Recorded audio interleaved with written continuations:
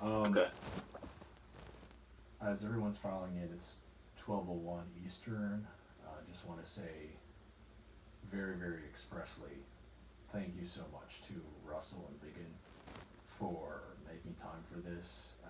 We highly respect your time, but also the development, the advancement of our own exposure to the fractal and to ultimately building a strategy that is reliable and ultimately changing lives. I mean, I've just been privileged to cross the paths of Russell about a year and a half ago, 2 years ago, and to be able to give back to such a community and contribute to the, as Bigum was saying, the decades of effort that Russell has given to ultimately just helping people to change their lives by something like a tool that is money.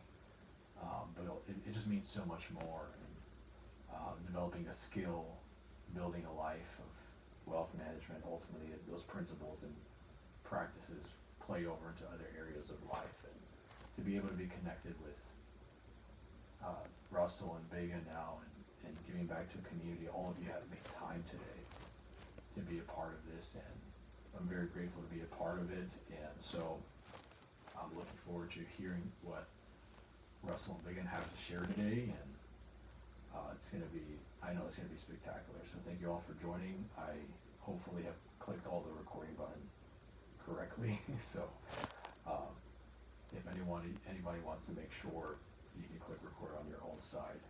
And I would be very grateful if my recording all of a sudden breaks.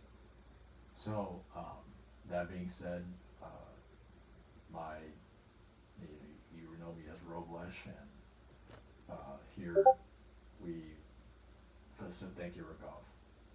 Um, I facilitate alongside TTC TradeWellX, and we wouldn't exist without Russell. Russell, you'll hear from him in a moment, but the creator of the Fractal, the main architect behind the Fractal, and Biggun, an elite practitioner of the Fractal. And we're all super excited to hear from them today. So I'm just going to hand it on over to them and let us express our gratitude for them joining today for this workshop. And let's just make sure to really capture the time that we have with them. So this is my formal introduction and expression of gratitude. So thank you all. Take the floor. Thanks for having us, Roblush. Russell, if you'd like to kind of start with your explanation of Yep. like how the MM tool came to be, I'm gonna quickly like just as you're talking rejoin the call, just get my screen up. I just need to refresh the call for my permission to be enabled. That's all. Oh yeah, Sounds good if you want to start that. yeah, definitely. Hey everyone. So I started trading in 1985, and I was 18 years old, and my family farmed, so I had exposure to trading stuff, commodities, futures, from as long as I could remember as a kid. So in 85, my dad's like, oh, you need to invest and stuff. So I started investing at EF Hut, and where there was brokers and the market was in eights and the liquidity was really bad. And the first couple of years it was really hard. And then I went through 1987 with the crash, and I was like, oh my God, this trading's like not very easy. And at that time, there was no internet publicly available. It was just through universities. So getting data was really hard. So I was using the newspaper to trade out of. And I remember my broker's name over at EF Hut and Elmer Nelson. And I'd call him, and they'd always like be doing blue chip stocks and like Alberto Culver, Forest Labs, IBM, and this stuff still exists. But, I was moving up and down 1% or 2. And I was always frustrated. I'm like looking at the newspaper and I'm seeing the OTC market over the counter, and it would, the newspaper would show the changes. I'd see like, 20%, 50%, 100%. I'd see a stock go 1,000%. So I'd call them and be like, can't we find these stocks? And, it's like their thing is risk adversement, and, they're not really into doing that. So like, no, we don't really do that. And And I was like, okay. And then anyways, through him, I got into options. So it was about 3 years later, it's probably about 88, I got into options. Very expensive to trade options at that time. It was horrible. So you're just overpaying every which way for them. So I got into covered call selling. So I'd sell calls and collect money. But anyways, so through all that, I started programming at age 12 on CPM. I was fortunate enough to go into this high school we had in town where I had this electronics teacher and this computer science teacher. And these dudes were hardcore. The electronics teacher, he had an electrical engineering degree and he was like incredibly smart. And the only reason he taught school and didn't go into private stuff was because he knew the principal over there. He kind of cajoled him to starting this program. So we were doing digital electronics. We were doing tubes, solid state, like everything. We were building computers. He would get computer kits, the Heathkit Zeniths. We'd build them. Built robots. He'd get the Heathkit Hero 1 robot, and we'd build them. So I was just hardcore immersed in electronics. And we're doing everything in assembler, so it was very low level stuff. And computer science teachers the same. Like our textbook we were using was the one ASU was using in junior level in physics and in computer science. So like we were like crazy ahead of everybody else. And at that point we were doing inference stuff. We were writing games. Like, you know how AI, you can ask questions and return information? We were already doing that back in 1980. So we're doing a lot of inference stuff. A lot of like what they call AI stuff now, like 40 years ago. So I just kind of had the luxury to get into all that, and that helped me in the trading because I started applying a lot of stuff that I had learned before even going to college from all those two guys. And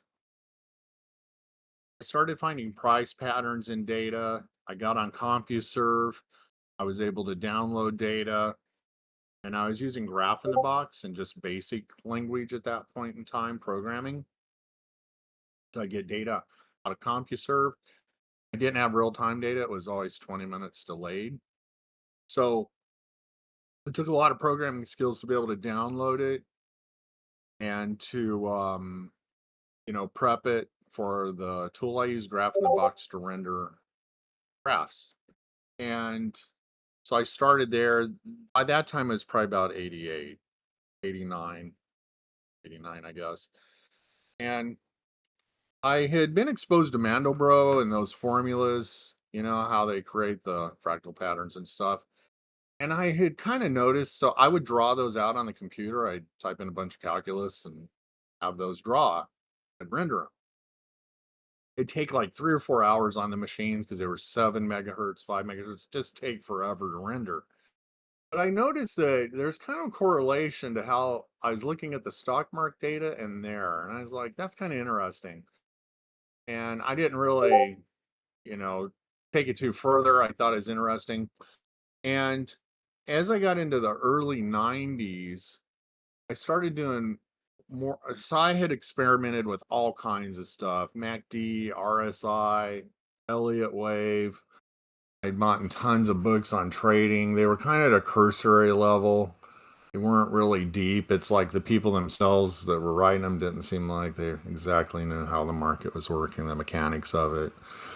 But, I did notice this correlation to these kind of erratic market movements and how fractal patterns emerge. And I always thought that was interesting. So I ended up getting E-signal and Elliott wave in it by that Tom Joseph. It's cost me about $750 a month back in about 92, 93, I think, to have all that. And Elliott wave, what started irritating me was it doesn't anchor anything. Like, there's a wave 3, impulse wave, wave 5, 4, ABC, corrective waves, minor waves, all this stuff. So early 90s, probably about, maybe it was 93, I ended up, there was a guy that was running a hedge fund. It was this very big hedge fund. And I ended up paying him to teach me Elliott Wave. They were using their hedge fund. And he was showing me the stuff. And then he's like, well, you know, the problem with Elliott Wave is, he goes, it's a map to be used, but don't believe it. You know, you can use it, but don't rely on it because it's going to change on you. And he's like, okay. So, you know, not super helpful, but he did show me things they were doing in their hedge fund to make a lot of money, and implementing that. And then I always kind of, in the back of my head, was like, man, if these waves could anchor, so I could really see how the market's moving up and down, I could somehow create a point of reference for these moves, because surely it can only go so high and so low because people run out of money. And, you know, on standard deviation, it's moving too much. And, you know, based on what they were doing, they have risk management there. And the risk managers, you know, they don't like people, you know, had a group of traders, they don't like them buying over 2 and 3 and 4 standard deviations if something's going up or down, because they know there's going to be a correction. But I was like, God, if I could exploit that somehow, some way, I might be able to use that to my benefit, to my advantage, and have a little bit of an edge. So during the early 90s, you know, I was experimenting, programming, and the computers were slow. So it was just very time-consuming process doing all this because of the slowness of them. But anyways, I kind of stumbled on that if I have if I create a vector of different ways, if that information can learn the market, the resistance and support doesn't have to be perfect, just good enough, I can use that to anchor price action around moving up and moving down. Then I can see the market horizontally, and at least I have an idea of where resistance and support's carving out. Now, if you look at, I've mentioned this a couple times, like, you know, standard deviation, you know, a lot of it's grouped around the mean.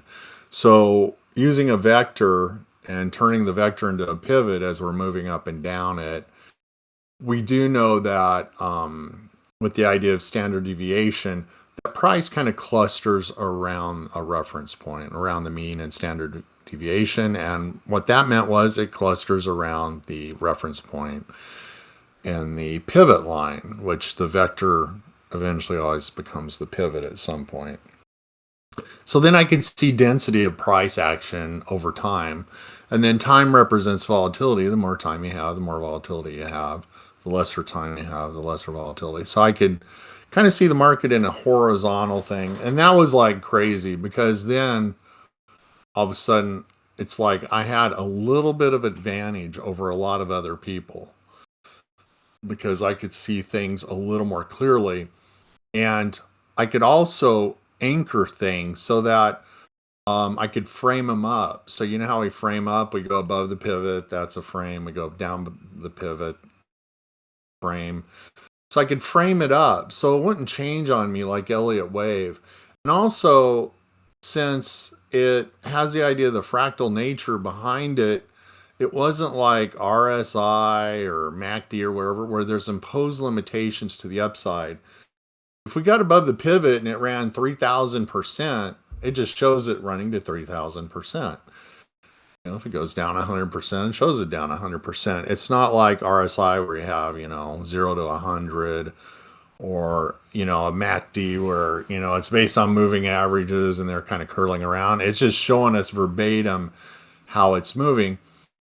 And because the idea was, when I was looking back at all this stuff, I could see that there was price memory in the market somehow. And figuring out that price memory became disaggregating the moves into basically just the fractal patterns up and down. It's just disaggregating the market move. So I could see where, you know, things are stopping and we have counter trends coming in. And when I first started building, so this system's over 30 something years old. So when I first started building out the fractal system and I had my first graphs, I was a little bit confused, because I always thought, you know, when these levels are carving out, that they were hard a hard rule. So when we had like, now we see them as clusters. So if we have a cluster, it's 50%. Oh, it's got to stop and turn at 50%. So I didn't have my mind right at that particular point in time. That it's just a reference point, the 50% up and down. We can still break higher or we can turn and come down. So that's when I started employing other stuff. Like I started using, like, in Thinkorswim, we see it, and TradingView, we see it, on the Fractal screen, we see it. So we have this vector information following, and that helps be a gauge of when price is trying to turn and have reversion back to the vector. So now I had like a twofold process. Not only did I have levels and a horizontal that were being capped off, but I also had and the vector was creating the pivot. I also had the vector following the price action up and down, so I could see where we could potentially have reversions. Now, I was showing that this week, right? And the way I could figure out if the market was going to go back up and where it was going to go to was just that. I look back over those 500 days and I see how traders, and it's how traders are treating price action. I saw the last 500 days, when we lose the vector, get underneath the pivot, that they try to test back up towards it almost every single time.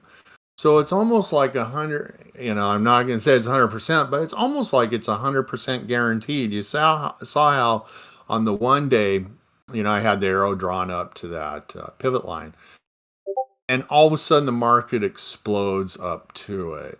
So clearly the institutions, as we know, they're doing similar stuff. So in the 90s, I was forming this base system. Well, I was in college, and I was having a lot of stuff happen. I got in the newspaper here locally for programming stuff. I started getting in some other articles for programming stuff, and so I ended up getting like contract gigs also to build these trading systems for other people. I'm 23 or 24 or whatever it was at that point in time. So I ended up building trading systems for institutions. I built in the Dow, some of those companies in the Dow, those top 30 companies, I built some of their stuff. I've built stuff in the S&P 500 for people. So I had a lot of, stuff going on. So, and I was bringing, oddly enough, at that time, experience I had. I had also paid, there was another guy that I hired to teach me everything he had found out using, he was working for some hedge funds. He had a PhD in mathematics. So I also paid him to show me stuff. So I was always pretty loosey-goosey if I could find contacts to pay people to also teach me, to help my ramp up, because I wanted to get better and better at trading, So using the Fractal, and I wanted how they trade. I found another guy that was in New York that was a money manager. I paid him to teach me stuff he was doing. So just to get an idea of all these institutions and corporations trading, because the corporations themselves, like Apple and Microsoft and stuff, they make a lot of money, and they have divisions in them that they manage the money. So they'll do, bonds, and, have some active trading. And so they actually are doing them stuff themselves, and they don't want to lose money. They always want to make money. So I always try to find talent, people to help them out. So I got all into that. So I was trading for myself. Plus I'm doing contracts, and I would form teams and hire people and build out stuff. And it was a lot of work. It was kind of fun, but kind of not fun at the same time, because we'd end up being in the office all the time, sleeping on the floor, so it's not super glamorous. But anyways, we'd get stuff built out and get it working. And the stuff we do, a lot of it was just all automated. So we would do a what we call a consolidation process in the morning. So we would have trading events all through the day, develop information, and we would clear the transactions and do a consolidation of that stuff and do the bank clearing. And it was all, nothing was based on retail. It was all, we were all, these retail systems. We'd never use any of that. We would always be building our own proprietary stuff internally.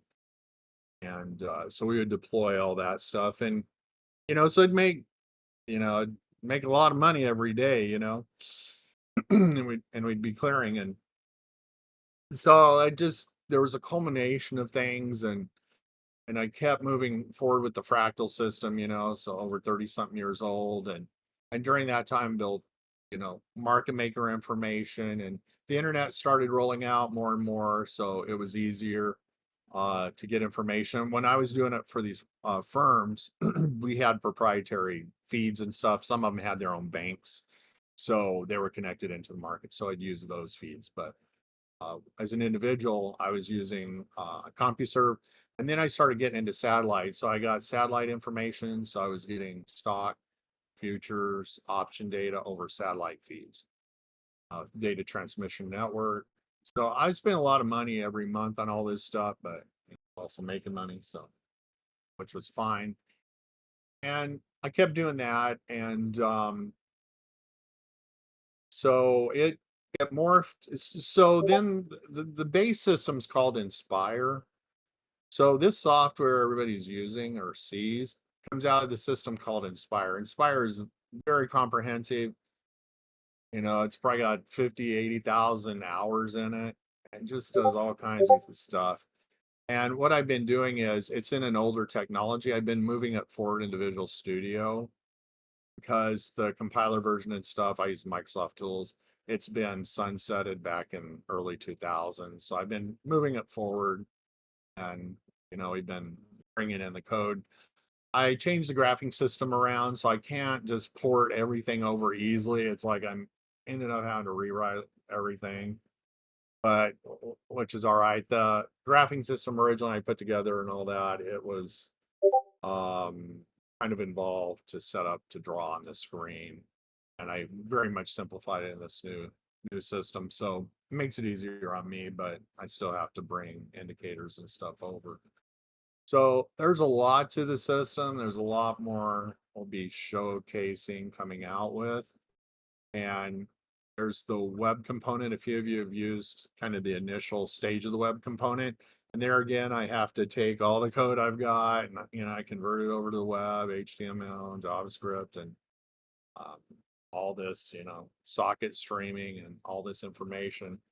Because the building of the data points is complicated, and it's easier to build it on the server side and then just ship out the deltas, the changes in data points. So that's what that's doing, but it just takes a lot of time to adapt the code, bring that over. So it's just been an evolutionary process. It's taken a long time, and it's been very well vetted, probably more than most other things on the internet because of how long I've been using it. And early 2000s, I did let some other people use it here and there on Yahoo. They used to have Yahoo groups, I believe it was. So I joined a group a long time ago, and they were doing coding stuff, and I would share graphs here and there. So there was a couple people that I let use it a little bit here and there, but nothing like we're doing now. It's just a few. So in here, we're basically the first people I've ever let use this for the most part other than those couple, over the last 30 years, when about 3 years ago, I put it on the internet. And I don't consider it anything miraculous. It's just that, to host it on the internet is just so expensive, because all the servers and stuff that are required, all the gizmos back there to derive data, so just an expensive system to run. And when I was doing the stuff for institutions, corporations, the budgets would be multi-million dollars, so not a big deal. But on Discord, we're trying to make it fit the audience and be as cost effective as possible. So as we move forward, it'll have more and more, I'll see more and more capability in it. So I have a huge background with the auto trading. And so we'll probably implement the auto trading and stuff in the Discord so people can take advantage of that, or you can just, mark out levels. And I like doing it personally. I like doing it by hand. I don't like black boxing stuff. The auto trading's fun, but I find it very fun to trade by hand, because you develop the levels and you see if they work or not, and you place the trade. So there's a certain excitement level with that, which is fun. um the system, there's a portion of it that develops all this information that can be streamed outside the system into other people's environments. And maybe at a certain point we allow that. Right now we're not letting anybody really get to that information, but in the future. But in the day we can kind of see how everything works and or doesn't work. So I don't know if all I have. So Very much, Russell. anybody's got questions? I was, yeah, if anyone with questions, just feel free to type them out. We'll answer as they pop up. But thank you very much, Russell, for explaining that history. That's really interesting. And just kind of having your level of experience, like I think we can all say, like we're very privileged to, be learning from you and have the time out of your day.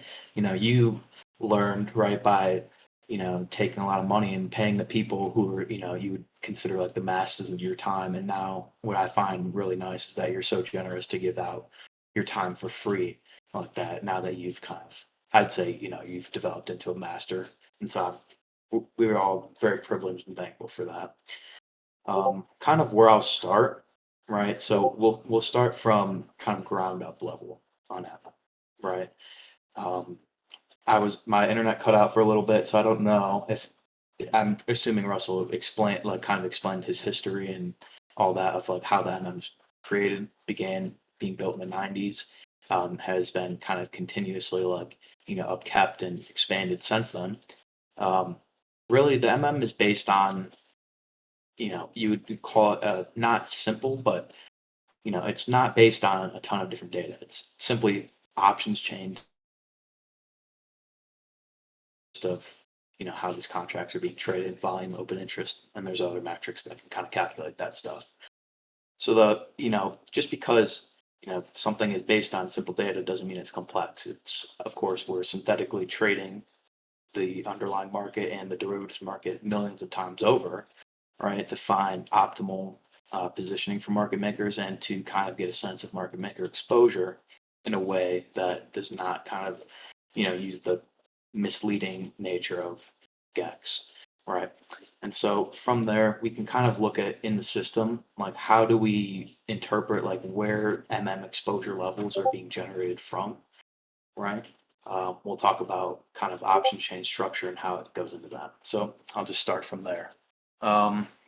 Fortunately, my screen share isn't working, but if you're following along on the slides, please go to the options chain anatomy. We'll start there. So when you are in the option chain anatomy, you can see I've included a pic, like kind of like a legend showing like a read I had on some specific options chain some random day, right?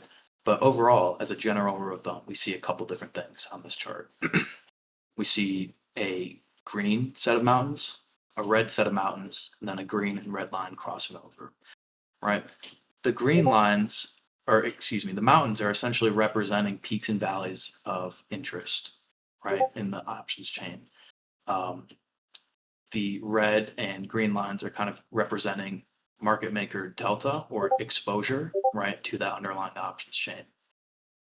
Also, there's not a screen share. Fortunately, my screen share is not working. I'm going to send the slide links again, and then we'll make sure everyone's okay. Slide links are there. Yep. So go ahead, Robush.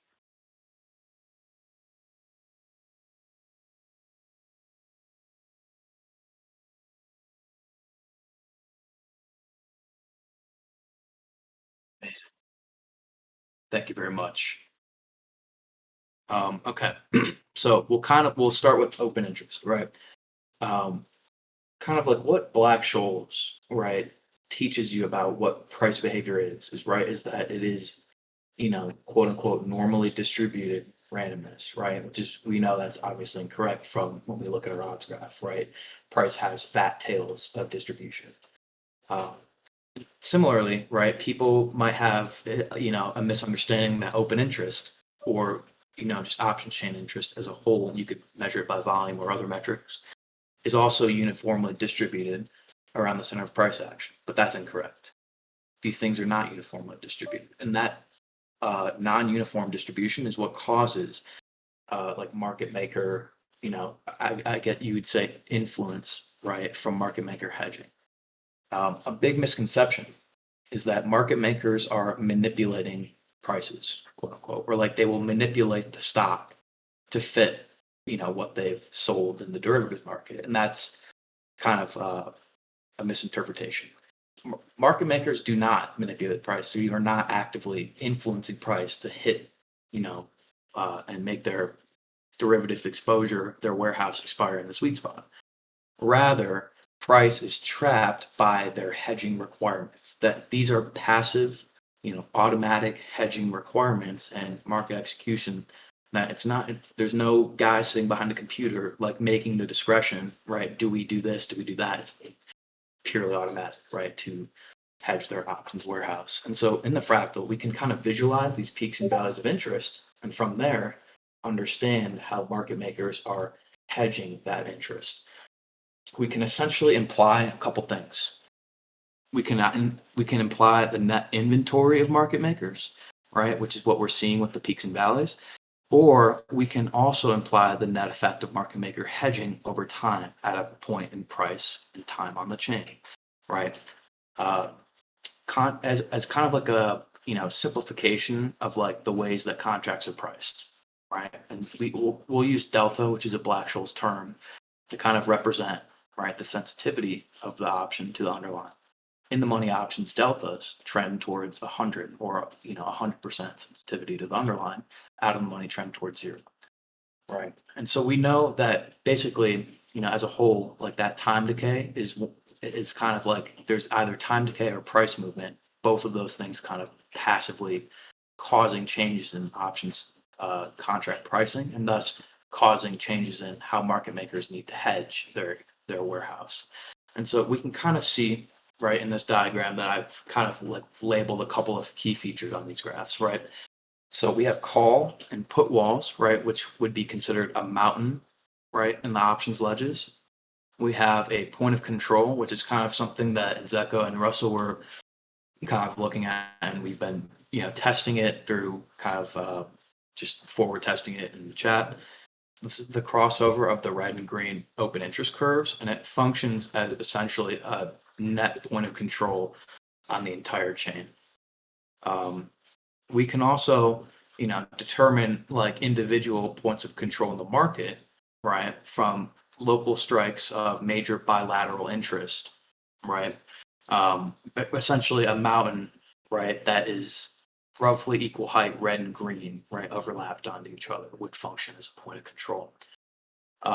Essentially, kind of like what we can also look for, right, are these valleys where there's a lack of interest in that area, right? Those points in the chain are optimal points for price essentially to kind of be, I won't say optimal points for market makers, rather market maker hedging tends to push price into these valleys and trap them there, right? And I think, I don't know, I can probably find this day if I looked hard enough. Like this day, we settled right in that circle that I showed there. And this user kind of shows this in the options analyzer, right? The amount of winning contracts, percentage of winning contracts. We can actually imply these levels right as the market opens. We can just take a read of the chain. Boom, we know, right? We can determine where bullish divergence, right, or you would just say a positive delta, right, is developing in the chain. Or we can see the opposite as well. Like we can visualize that purely from that those peaks and valleys in that picture, right? How does this translate to the MM? Translates in a big way. these levels are a major piece of what's the calculation in the market maker. And so often you'll find that, ceilings and floors are often tied to major points of interest in the chain. Like, for example, this day, the ceiling was pretty close to that 535 strike, right? The floor was a little bit under that 530 strike, as an example. This doesn't always happen, but we know that because there's a disproportionate influence of these strikes on the chain, right? They're going to subsequently skew the ceiling and floor values because market makers' warehouses are centered on those contracts. So we've gone over voids, we've gone over call put walls. Before I continue, are there any questions about the things I'm talking about or questions about how to read these graphs?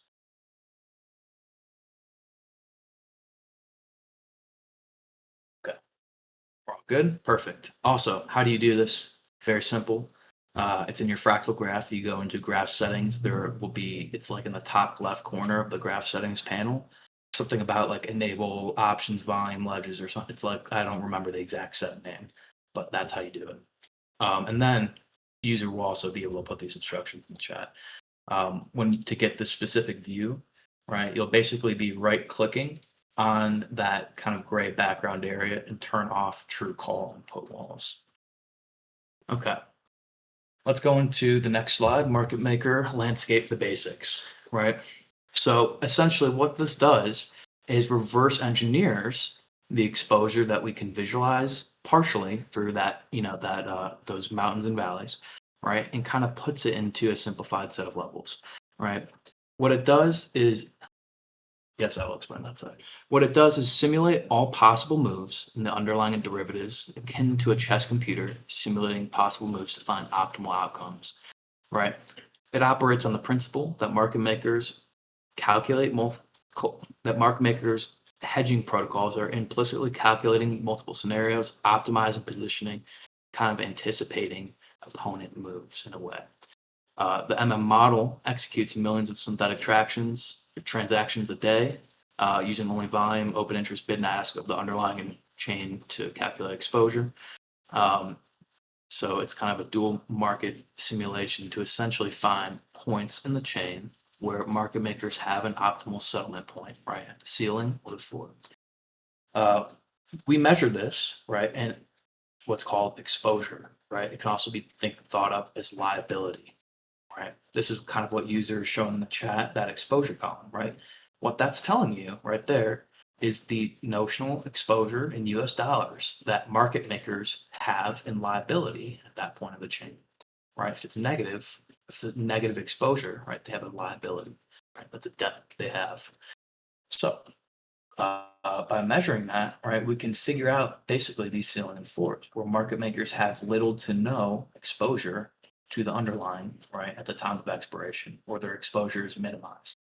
Essentially, this liability is kind of measuring the amount of money they need to spend, right, to buy, sell stock, right, to either hedge, the delta, right, or to prepare for the exercise of these contracts. Since we're only trading the premiums, we often forget that options are actually a debt instrument, right? They are contracts to buy or sell stock, 100 shares of the stock at whatever price, right, by whatever expiry. And so market makers, if a market maker is selling me call option, right, and I choose to exercise it, they have to scrounge up the 100 shares and give them to me. And so it's kind of that piece of it is a lot of people, misinterpret like what like a big thing kind of Gex misses out on is that feature. For example, like we can kind of understand like market makers have a liability to deliver shares or to buy them, right? That's really kind of their key liability. It's not necessarily the delta hedging. All right, any questions so far on the market maker landscapes? We will now kind of go into the OMM. Yes, user, there are questions or you're all good? I'll just let people type out for a minute. Is 7 mil related in after hours? So, okay, that's actually a really good question. We can have basically two ways of measuring market maker exposure through the tool, right? We have a static market and we have a live market that we can measure in, right? And so it's what you see on my IV chart is I'm measuring, the static market footprint of market maker exposure, and I'm plotting that alongside the IV levels. So you can absolutely use the 7 mil levels. The only problem, right, is that it's at the moment, right, not possible to get the overnight static market data out of our database, right? So you see me kind of like writing all these queries and like figuring out statistics on like market maker, like when we know this condition occurs at, the first reading after 940, right? We know that this behavior happens X% of the time, right? It's not possible to measure beyond the continuous 0 DTE or near expiry contract for stocks, but in the future it will be. But we can still get a lot of data, obviously, out of that, just the continuous 0 DTE. There's a couple queries that I've built that are going to come out. I don't know exactly when, but they'll come out at some point. They're pretty complicated, so they need a lot of edge case testing that essentially quantify, right, these regimes that are developed kind of at the open of the session. And so using that, we can, identify behavior. We also have a query that you see in the MooseBot, right, that detects the 7 mil levels. There's a query that goes with that can detect behavior on touching those levels, right, in certain regimes, or just as a broad picture. Like for example, doing that stat, right, we figured out that literally exact right on the nose, 50% of the time, right, one of these 7 mil levels gets touched every day. I'm gonna move. Oh, yep. Thank you.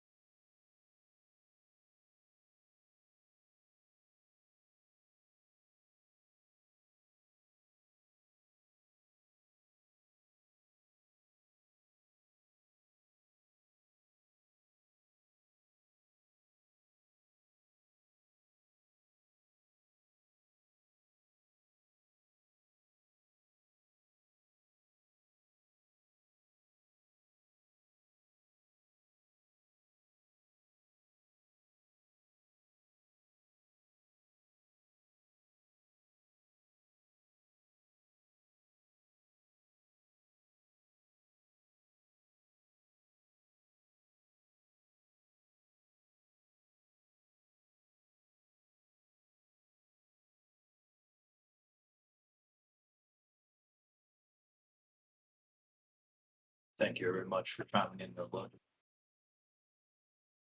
Okay, let me think about where I was going. Okay, I was talking about regimes. Sorry, just it's hard. It's actually these like just as a little bit sidebar. I'm not very good at public. Like I'm not a big public speaking guy, so these are kind of like a nice challenge to like try and stay on topic and not ramble for 2 hours. So let's hope we can just continue that. Some feedback. Please make the slide fonts bigger. Okay, I will do that. Let me scroll up and see some of these questions real quick. Okay. Does the exposure levels determine an educated guess in price movement for more long dated calls, or is this most useful for short term movement? So we can actually measure in the tool itself. And I mean, I don't know exactly how far, but we can measure, leap contracts and stuff. I think it's, if I'm not mistaken, Russell, the entire options chain available to us now through your data upgrade. And so we could measure, contracts that are for, Monday's 0DTE expiry, or, contracts for next year, January 2026, right?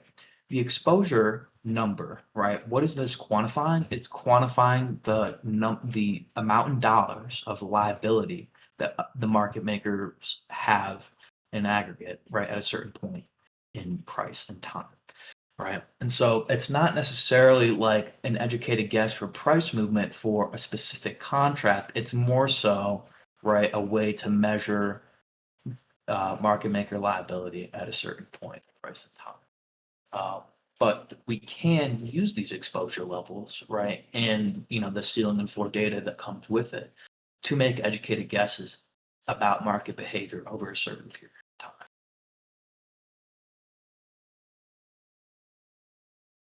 And Russell says, yes, correct. It's the entire chain it figures out. Perfect. Let's see. Okay. So as we see volume increases at levels closer to either the ceiling or floor, that would be an indication of, okay. So anticipating price behavior at ceiling and floor, right? If we have these major mountains right outside the ceiling or right outside the floor, right, we know that structurally there's a massive change in the market maker warehouse delta, right? Like we'll just call it delta, right? Their warehouse that's occurring at that point in price, right? So we can use the structure of the options chain to determine whether ceiling and floor levels are going to behave rejectively, right, causing reversion, right, or behave as an accelerant, right, causing a trend accelerant, right? We can imply that same behavior with the end of day and beginning of day readings that we'll get into later in this. Let me check, make sure there's other questions. Okay. What factors contribute to the high negative exposure values at specified strike prices, and how might this impact market makers' hedging strategies? So their strategy is not necessarily changing, right? The whole point of this is that market makers are not, they're computers, not people, right? That's a big, I mean, look, I'm not saying there aren't people that manage market making desks and all these things, but at the end of the day, like these trades to to delta hedge or to prepare for liability, right, to option contract holders, these are completely algorithmic, automatic. It is not manual, right? And so that's a big thing to understand, is that um, that these market makers are not thinking before doing something. It's automatic, right?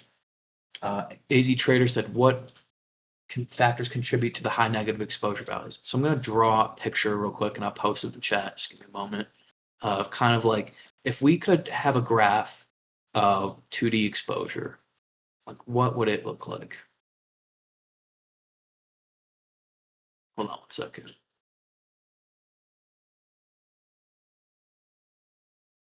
This is a toddler like drawing up a graph, but we'll make do. Yes, so MML, there can be discretionary trades, but mostly for what we are doing in highly liquid markets, it's not necessarily a consideration. But for what Harry does, absolutely, there's discretion. He does a lot of more like illiquid things and kind of exploiting illiquidity of the bid and ask. Okay, this graph is showing you market maker exposure, right? The x-axis is price, the y-axis is exposure, right? And so essentially what we see is that at the PML, right, peak money line, that is where market makers have the most liability to the chain, right? It's the center of everything. It's right at the pinpoint where essentially they have essentially an equal liability bilaterally to the calls and put sides of this chain, right? The entire chain is essentially like, I'm just going off on tangent. This graph is basically showing you, right, these points, right, those V-shaped bottoms of the vertexes are where our ceiling and floor are, right? And those points are showing you that at the ceiling and floor, market makers have their biggest payday, their least liability.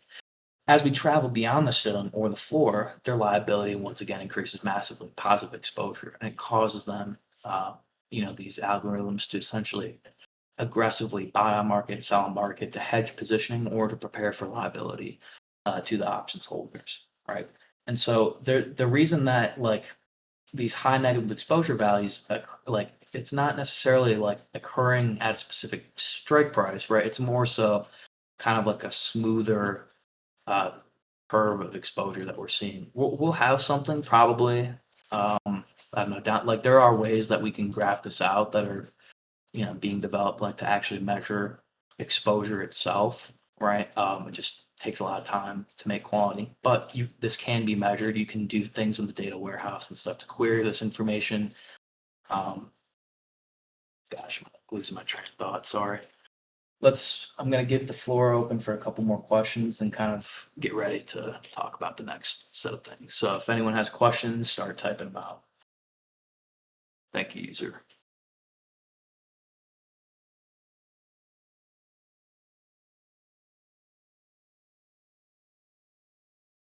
So as questions are coming in, I'm going to kind of get into these OMM graphs, right? You see, these are from the live OMM that's streamed in the public VC. Kind of just like I will draw over these in paint to explain some stuff. So mainly, right, there's a couple different things, right, of structural theory that is like there was a point about last year in the summer where like we were making a bunch of slides on these things. And I kind of feel like now, some of those explanations are too simplistic and they don't show enough of like the actual dimension behind the market maker theory. Hence, we, try and expand. We are always students of the market. There's always new stuff to be learning. And I honestly think that anyone, if they puts their mind to it, could probably learn something new that nobody really is like perceiving actively with them now, right? So temporal structured theory, basically, right? What we see in our OMM graph is a little bit interesting. It's a continuous, nearest expiry ceiling and floor PML graph, right? Although, right, these contracts are only, they're expiring on that individual day. These levels create footprints for future price action over the course of a week or even over the course of, months, right? Let me answer this real quick. Does MM exposure increase in market? Yes. So what is happening beyond the ceiling and floor, right? Essentially, if you've ever heard the term, a gamma squeeze, right, where market makers are, essentially forced to aggressively buy or to aggressively sell stock to hedge their warehouse or to prepare for options holder liability, right? Yes, their exposure and liability are massively increasing beyond the ceiling and floor. And so that's what causes these, positive exposure moves that we see where, there's like, for example, we have some stats on positive exposure moves and Coinbase stock is one of the biggest movers on that, right? We know that on average, when the ceiling is breached, it moves about 7% on average from that ceiling breach point, right, upwards.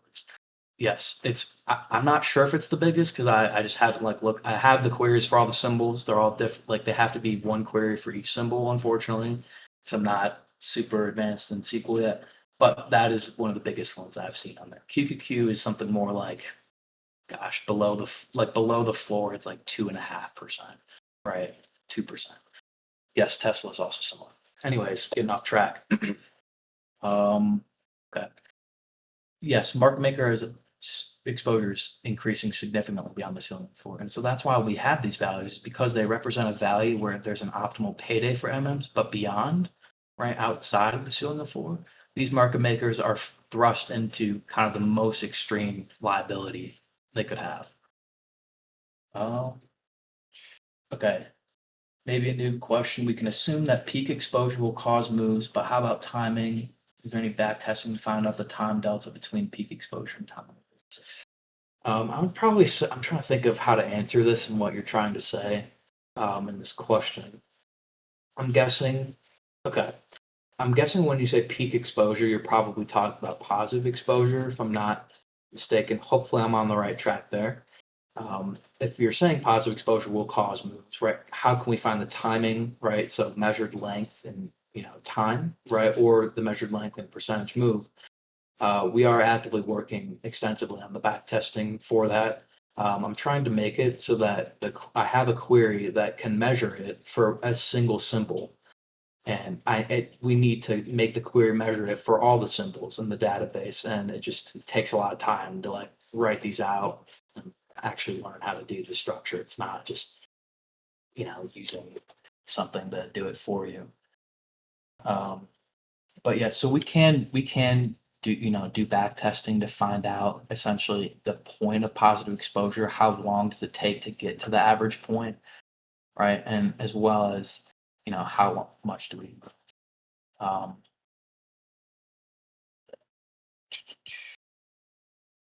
okay, I'm gonna go kind of a little bit onto my time structure theory, just to explain some stuff of that, and I think we can kind of move from there into your Nasdaq broad market. Okay, temporal structure theory is pretty easy. There are three things that we look for. Okay, the most important values to get out of this graph. We have the beginning of the day values, the end of the day values, and then the values where you could say the ceiling is at a certain point for a long time, right? Like where the ceiling is super flat at a certain price or the floor is super flat, right? Those are three things keep in your head, right? Um, okay. Those are three things to keep in your head. Gosh, I'm like, sorry, going off track. Basically, what we can use is we can use those levels as footprints for future support and resistance, right? And so I'm going to just put these pictures in because this is a good example, right? And then, okay, I'm going to repeat the three things real quick. Three things to measure, right? Time spent at a certain price for ceiling or floor, basically measuring points where the ceiling and floor are super dead flat, right? Like, for example, just circle something in the slides if you're watching. You should probably see this update. Gosh, here we go. I'm just gonna put an arrow.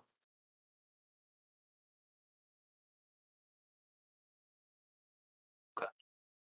Um, like this.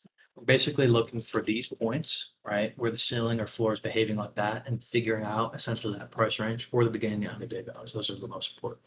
What we do is we create future support and resistance from these structures, right? And I'll show you an example. This is going to be this picture that I've included is basically the last week of action that we've had, ending on 8/29. Thank you, Blush. This picture I'm posting in chat, right? This is our last trade week. And so from this, reading left to right, we can actually see the structure playing out really well. This is one of the better weeks that we've had, like looking at this kind of like multi-day structure. So I'm really thankful this timing worked out. Looking at Monday, right? We knew Monday was a super low volatility day, low implied volatility, right, and also low realized volatility. And we had implied this in advance. If you look at this last week, right, this picture in the slide, right? I guess these should be ordered differently. The picture with all the drawings on it, right, is the week before, right? And so we knew on that Friday, right, the structure we had of our floor from Jackson Hole's IV crush, right, was going to cause this kind of abnormal range that we had on Monday. But just because we were bound in range doesn't mean these ceiling and floor structures are meaningless. It's actually the opposite. We can see that at the end of the day on Monday, what did we do?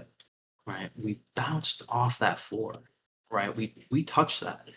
That became a critical support level for the next session. You can see the PML kind of developing at that same floor.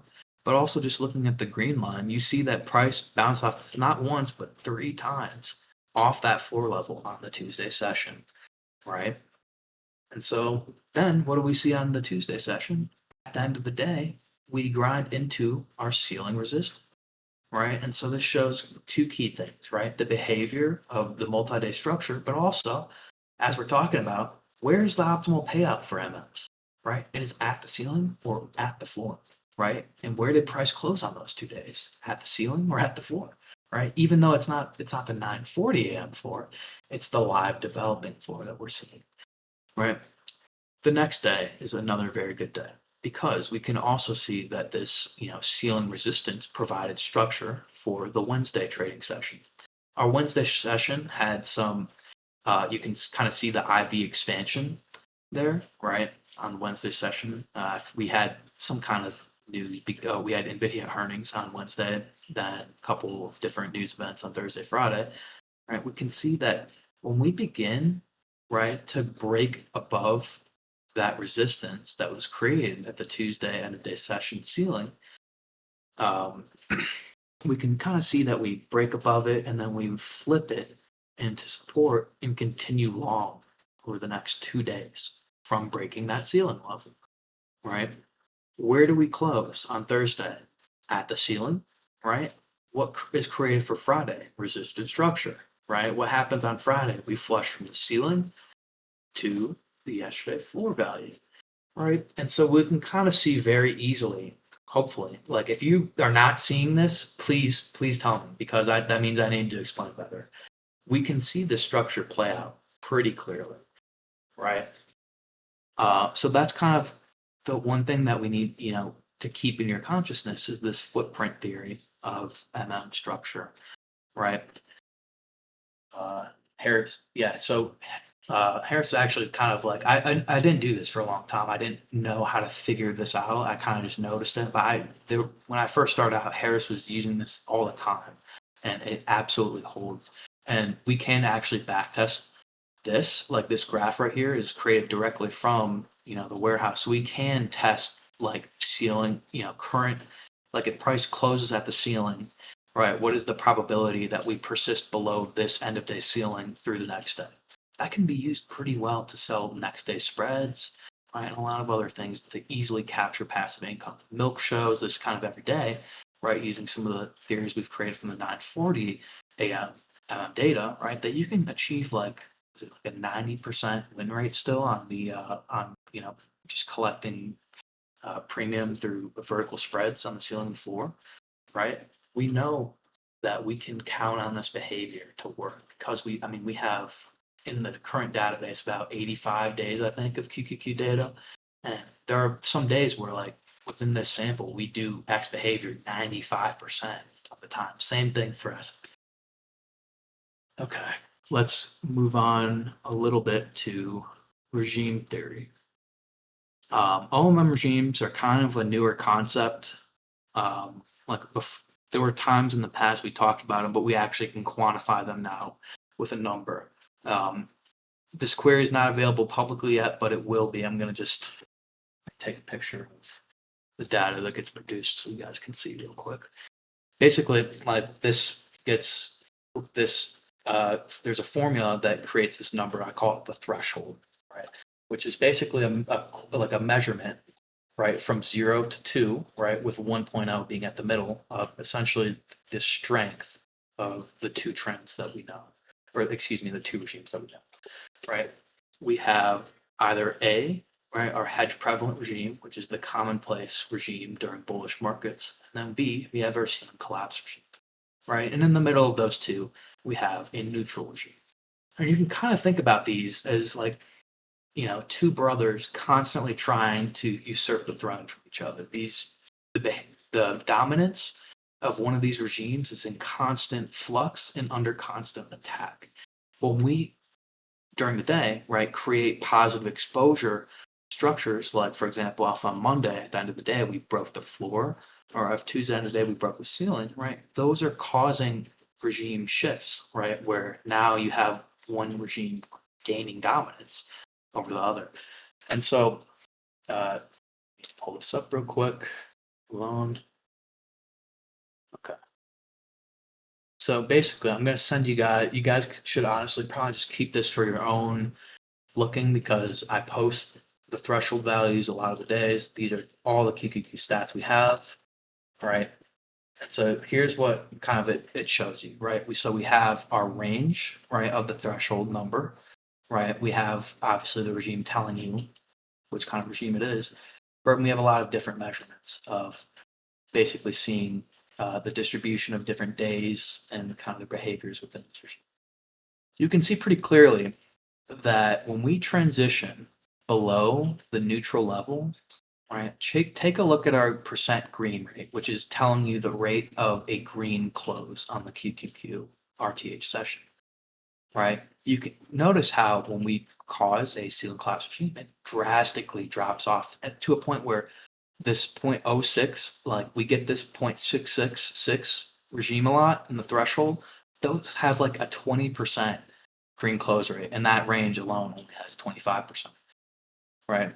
You can also see, right, notice the average return from open, which is basically telling you the percentage move from open to close, right? We can notice that these extreme regimes, right, like above 1.5 or below 0.7, right, are causing increased volatility, right? What you can also see is that these regimes cause differences in behavior of us touching the ceiling, touching the floor, or just closing below the ceiling, closing above the floor. For example, you can see that in some extreme hedge prevalent regimes, right, we only close below the ceiling about 75% of the time, right? You can see in some extreme ceiling collapse regimes, we only close above the floor 75% of the time, right? These stats aren't perfect. I'm not very advanced with SQL. Like I only started learning this about probably like end of last year. So I'm, pretty new to all this. It's the best I've made so far. We have a lot more development coming on to this regime quantification, right? But hopefully you can kind of see it. And we'll now show this in action, right? You can identify these regimes, right? Through just kind of a visual identification of our OMM, right? You'll see Milk talking a lot about basically he'll give a reading on the ceiling of floor. He'll be like, ceiling is stable, floor is collapsing, right? Or ceiling collapsing, floor is stable, right? What we know is that the hedge prevalent in ceiling collapse regimes are simply opposites of each other, right? The top regime I show is a classic ceiling collapse regime, right? Ceiling is collapsing, floor is stable. Price tends to go down and be stuck at the floor under PML resistance, right? The bottom is the opposite. It's a hedge prevalent regime, right? And this next week or last week during Jackson Hole was a really good example of these extreme hedge prevalent regimes, right? That occur from IV crush, right? You can see that. And so we can basically anticipate on that very first 10 minutes of data how the rest of the day is going to look. We knew from this hedge prevalent regime on Friday of this potential impending substantial bullish move, right? We also mentioned, right, on that day, right, the break of our ceiling resistance, right, would cause this trend acceleration, right? Similarly, right, how this Friday, right, we knew that when basically at the beginning in the morning, right, when this ceiling had risen up like that and kind of opened way imbalanced above, right, that we were forming a ceiling collapse. Do I have a key for when the legends they go to the next regime? Basically, like hedge prevalent just means above one, right? Ceiling collapse means below one. That threshold range is basically measuring that balance that we're identifying visually in the ceiling for PML. Yep, go for it.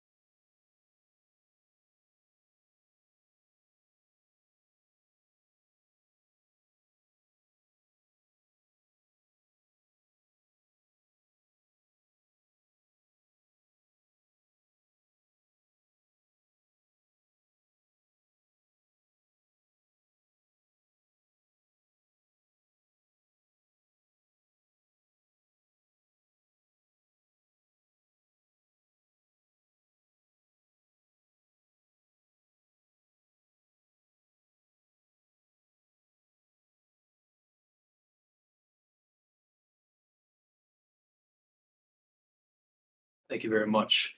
And yeah, so these things do take a lot of time, right? But what's amazing about what Russell does and his generosity is that anyone can kind of learn to do this. Like, I did not just like get born randomly, like, a practitioner of the fractal, right? I had to learn it. I learned it from scratch. I used to flip burgers for $10 an hour about 3 or 4 years ago. Like, I was not born into trading. I did not know any of this stuff, right? The only thing that in my life where I ever had experience with financial markets was during the COVID crash during crypto. I bought a bunch. I basically poured like my life savings into crypto, and I got lucky from that gamble, right? So I didn't know how to do any of this stuff. But what I did was I would spend about literally like 8 to 12 hours every day of the week for months learning the stuff, trading it, back testing, right? Replay trading, right? It's really just kind of a product. Your performance, right, is really a product of your effort and your persistence. That's really what it comes down to. And so if anyone wanted to learn how to make their own queries and figure out their own information from the database, it is absolutely possible. And we're here to answer questions. Russell's here. I can help occasionally. Like you got Rogue Moose and you got a couple other people who know how to, interact with the SQL database, right? Anyone can kind of do this stuff. I'm not special. Like I'm just a guy, right? It's yeah, and Harry's kind of explaining. And so obviously these queries, right, it's taken me a lot of time and effort of like learning, like researching actually how to write SQL and make these like super complex queries. For example, like this query that just produces the stats, right, is about 130 lines of SQL that create that, right? Some of the public ones I've shared are closer to about 25 to 50, right? And so that's why, hence, we just got to do a lot of testing on these. For example, there was the 7 mil query like needed an update, right? Because there was a very like rare edge case that occurred with it, right? And so that's why I'm kind of hesitant to release these because I don't want to release anything that's not like that fully vetted and like tested for every single edge case. Let's see, where are we going?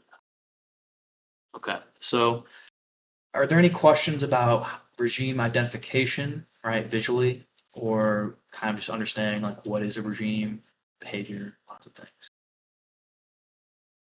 Can I explain the red and green lines and how they operate? So, quick question before I start: are you talking about the red and green lines in the option chain anatomy, or the OMM structure? I'm assuming the black graph is what you're referring to.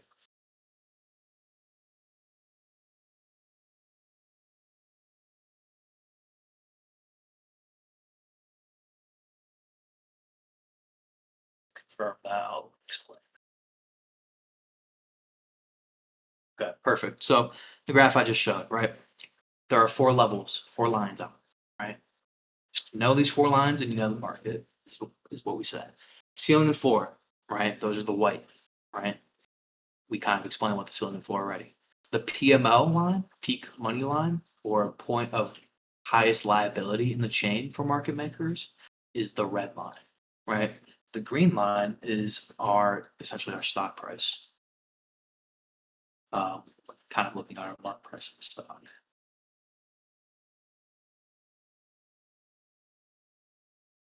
Got that? Perfect. All right, moving on. Sorry, guys.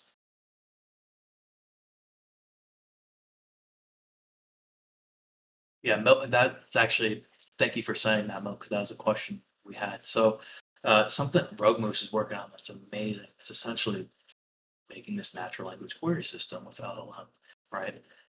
We had, out of the questions that Robush gave, someone was kind of asking about quote unquote AI integration, right? And I think it'd probably be less about let Russell speak on like his, you know, deconstructing the term AI and like what it really means, right? Because it's not what most people in the public think. Right? How are we integrating AI into the system? If you want to maybe talk about that for a minute, Russell, while I kind of get my materials sorted, that if you're around. Perfect. Yeah, I'm here. So, what we don't really talk about too much. I mention it. This thing is built on all that stuff. So this is actually, I hate using the word AI, but um, state vector machine, right?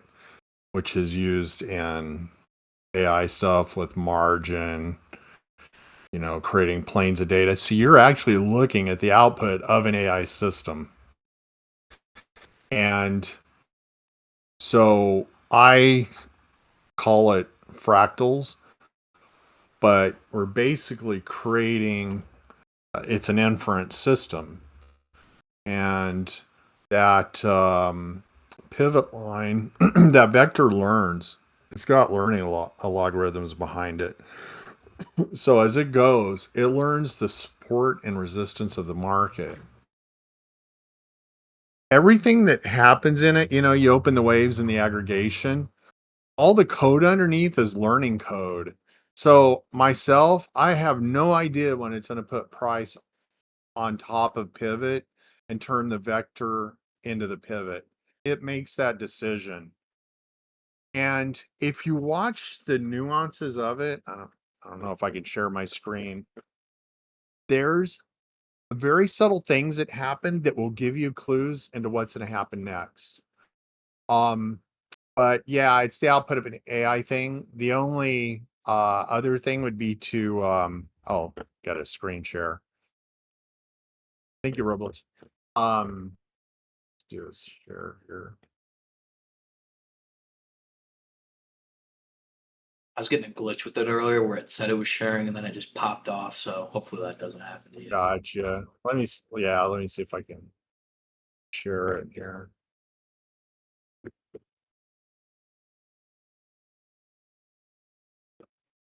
Give me one sec.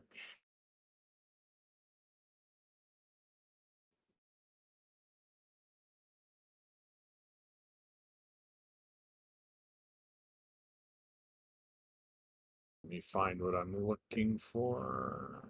Almost there.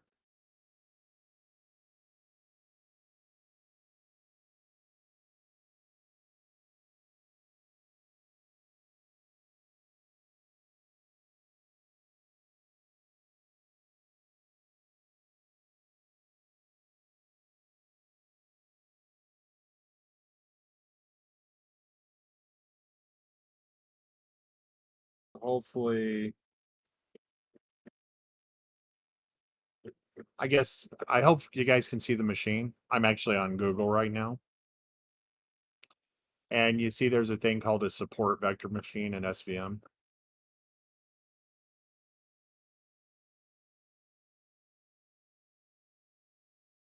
We cannot see your screen right now, Russell. If you So want to send maybe a can screenshot in you the chat, you we can't can't see it, you unfortunately. cannot see it? No, if Okay. you see the community events chat kind of on the right, if you just want to maybe send a screenshot in there, I think that would be Okay. Let me do that. Thank you, It Russell. shows it's sharing, but I guess there's something wrong with it. All right, so let me post in some stuff here so you kind of get a better idea of what's going on. Thank Yeah, you. Discord's frustrating times. So when you go into the system, you're telling it what you want it to learn.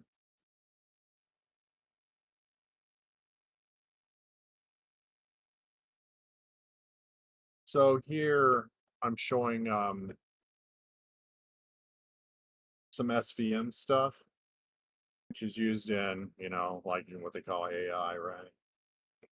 And it shows how there's margin created, how it distributes data for inference. And it's the same thing we're getting in the fractal system. So it's creating all these. I'll post this as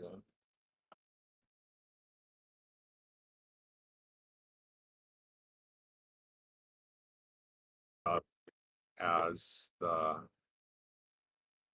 AI craze talks to here. It's taking a second.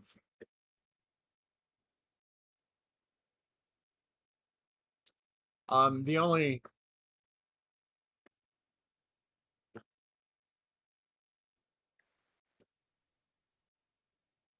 So I'm doing here, margin. So what we'll see is that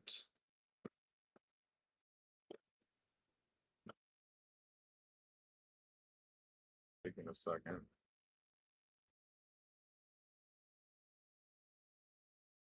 So on SVM, for example, and that's just one of the learning algorithms put into place. You have what's called a margin that develops. So you break the data into sets. So you have a set of data above and below. In the Fractal, the guy that did all the work on Fractal stuff, he found that there's a lot of symmetrical things going on in the data points. And what tends to happen is, and we'll see it develop, you'll get near like highs, near like lows. You'll get ascending and descending. Everything you see in the market, you kind of get on the system. So, and it's real tricky because what we do is, I've been showing this a little more through the day. I'm posting another graph. So I've been mentioning this, the K, the M and K, and the standard deviation below. So since we disaggregate the market through AI type techniques, you can see that bottom graph if you click on it. And you can see it's also, that information below is also disaggregated with the fractal data above. And you can see the symmetrical highs that are being carved out. So to the rest of the market, it might look like, you know, maybe it's a random event, maybe it's going to some standard deviation, whatever. To us, we're seeing where the high can come out at. I circled the first one on the left. So I've been showing this more and more. During the day, I'll be like, oh, it's getting ready for a squeeze, you know. Oh, we're going to fire off a squeeze, stuff like that. And I know when we're, you know, I have this kind of a goldish color down here, the golden zone. I know when we're getting into the golden zone, the market's ready to do something. This is ready to expand. Depending upon the time of day when this occurs, typically it's anywhere from 25% to 10,000% for us using options.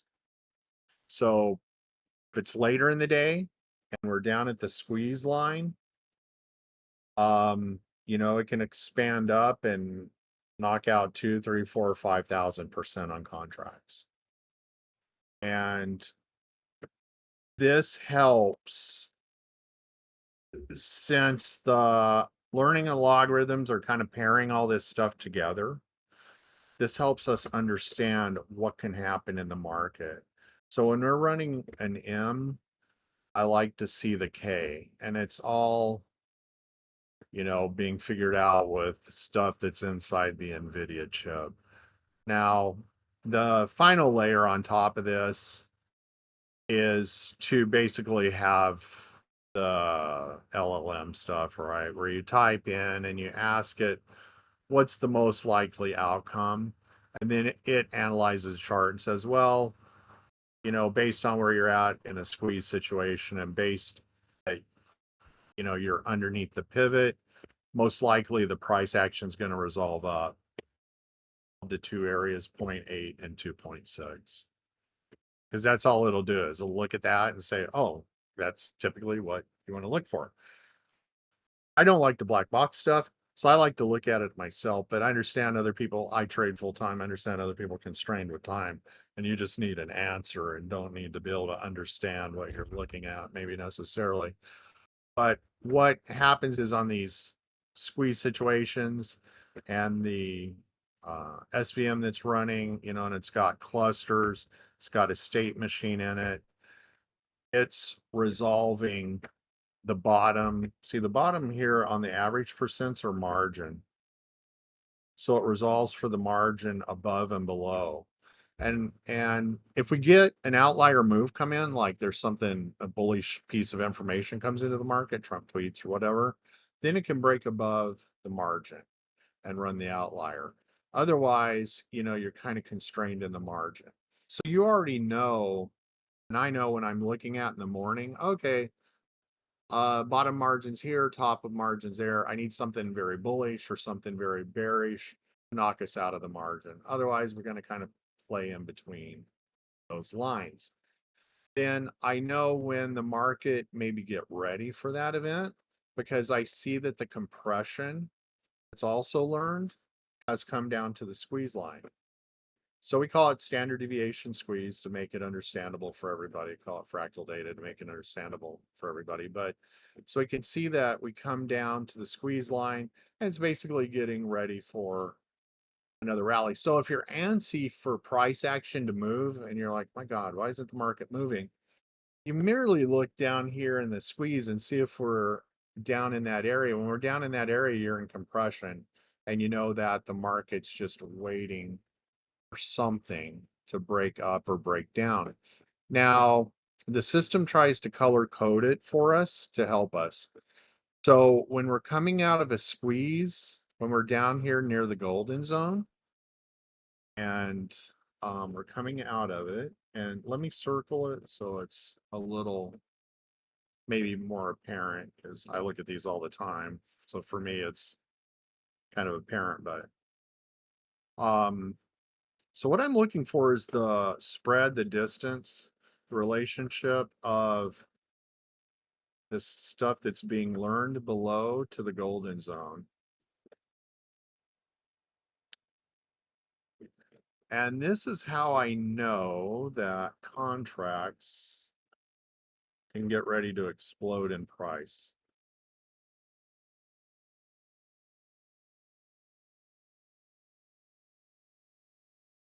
Okay, so I just posted a little picture. As we move into the golden zone, we're squeezing down. So if you're trading and you're like, why isn't the market moving? It's because it's learned that price has been compressed and it is getting ready to go. So trading, especially options, futures, everything's the same thing. It's all about pre-positioning.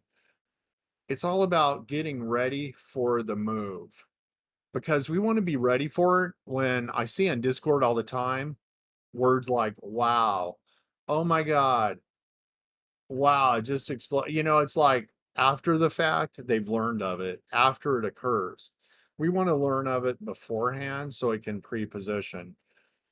Now, so, what we're looking for, what the system is trying to yell at us, it's teaching us, is that when we're down in these zones, I'll do another one here real quickly. I'll mark this up.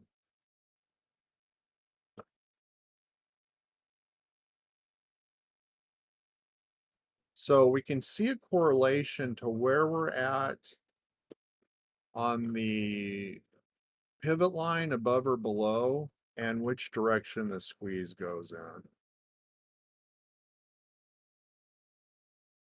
At that, I paid to teach me a bunch of stuff they did at his hedge firm early on. He was talking about, so they were using what he called it a double B pinch, a Bollinger Band. He wanted to see 2 pinches in it. And that was early on, probably like 90, 89, that he was teaching me some of this stuff. And he was like, you know what, the market, us, we want to see to put on a trade.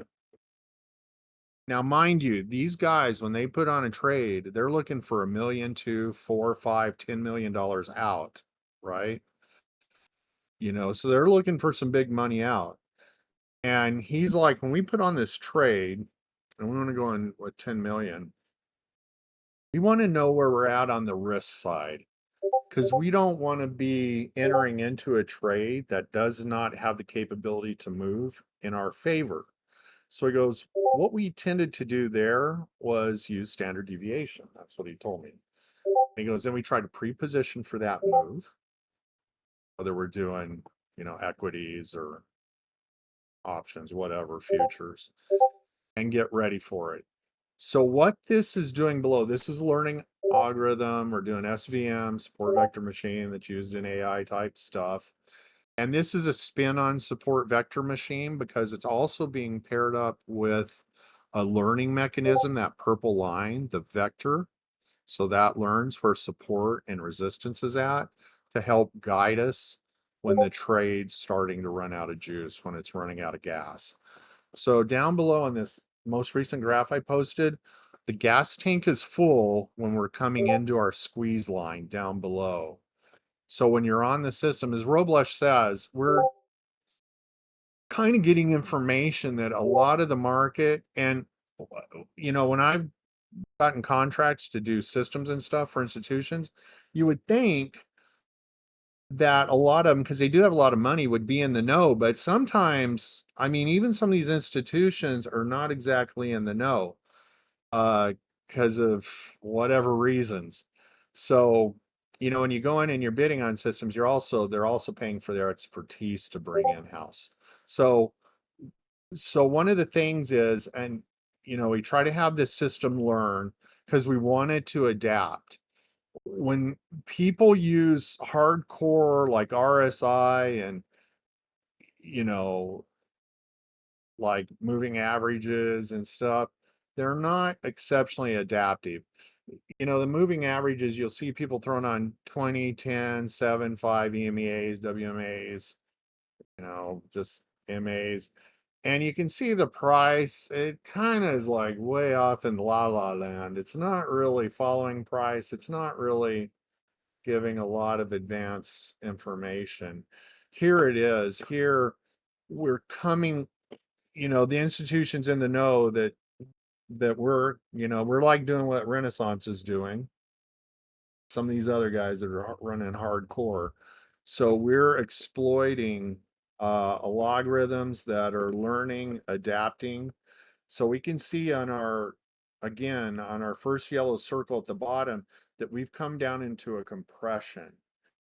Figured that out, and you can see how fast it drops that. The way we code and develop our data points, which is very important. We got to have very good data points so that when we're going into trades, we know we can have some results. We don't want to screw around and try to be guessing and stuff. So we come down here, we drop into our golden zone. It's figured all that out. And you can see down here, we're slightly underneath that pivot line, and that its coloration is green. It's saying, hey, we think we're going to resolve green. And when we resolve green, we think our firing of the squeeze, the expansion of price, is going to be long. So it's learned that, it's reflecting it back to you. Watching it, you're watching for these little clues. Now, the LLM models, all they do is they build on top of this, and they do what we do visually. I like to do it visually. I like to see this stuff. I don't want to rely on a computer telling me what it thinks. I want to see it. So I don't like black boxes, but as Oak has mentioned, we'll implement an LLM on top of this for, people that are constrained, but I like to see it. So I like to see this compression. I like to see possible chosen direction. I like to see where my margin's at, the average percent. And the more data you open up, the more volatility you're bringing in to get more solid values. Sometimes I play it loosey-goosey. I'll open like 4 or 5 days, right? I want to be kind of tight and be like, okay, where's that margin showing me on a short time frame, on a short leash? But the system, it kind of has defaults, and those have just been proven over the years that it opens up with. But we want to see these squeezes come down in here to get ready for price expansion. Because, these moves, again, 25, 100, 200, 400%, they can really propel your account forward, And the best way to do it is just to come, if you don't want to commit money to it, just come in and watch. So I try to mark up stuff all the time, sometimes more in depth, sometimes less in depth. Milk spends a lot of time on the details, so that's awesome. You can look at that and see where his positioning's at. I kind of tend to, I'm I'm working on other stuff too, coding on the system and stuff. So at times I'll tend to back off and not put as much detail in. I'll just throw in things as we go through the day and develop. But the point I'm trying to drive through is here, when we're down in this compression line, and and it's a little tricky because you got to get used to, sometimes it even tricks me. Like on Friday, we had a squeeze develop in the QQQ, and it was a long squeeze that developed. Now I know it can flip.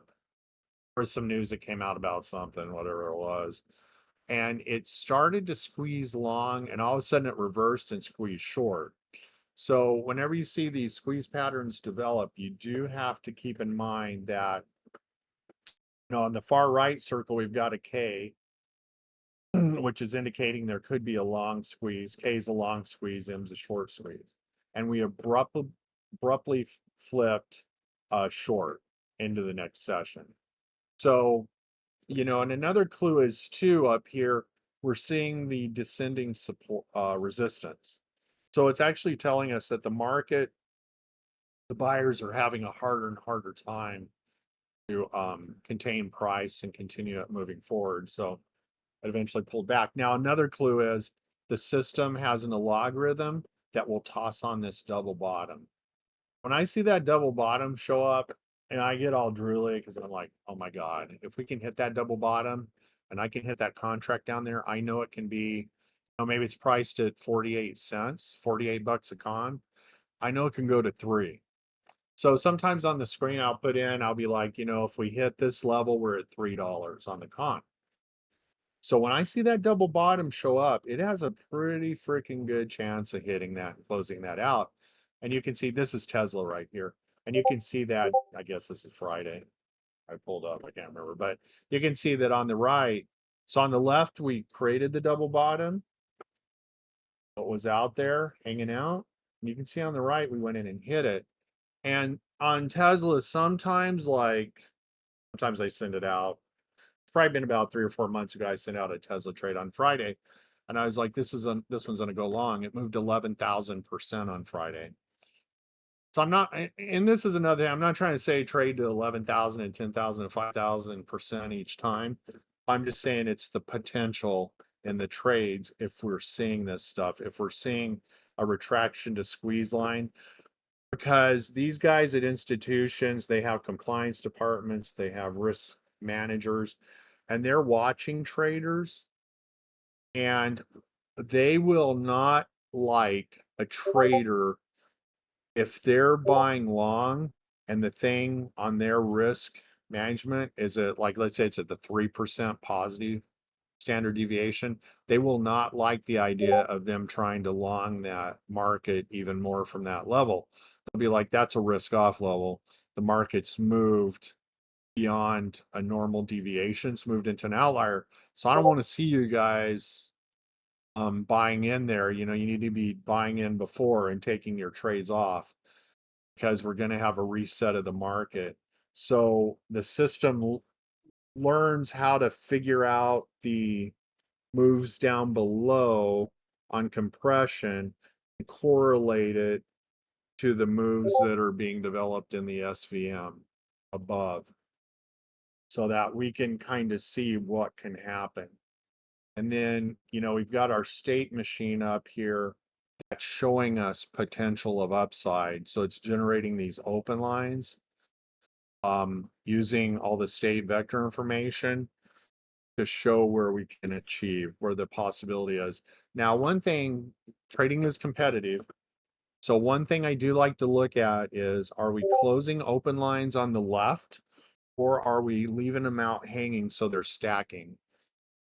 And in this example, we've got 3 open lines I can see, and we've got a spread on the top 2 open lines and a wider spread on this bottom open line to that open line right above it. And I'll do this, I'll look and be like, okay, is a spread developing? If you're seeing spreads developing, that's a tip off that may continue.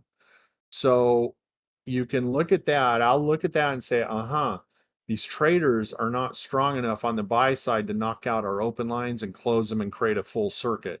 So it's kind of like a light switch, right? Electrical switch. You're creating a circuit. You're using fractal information, the stuff that the pioneer of fractal data did for us to try to resolve where we can go up and down. So if you're seeing that spread develop, you can think to yourself, okay, let me spread is and put the spread underneath.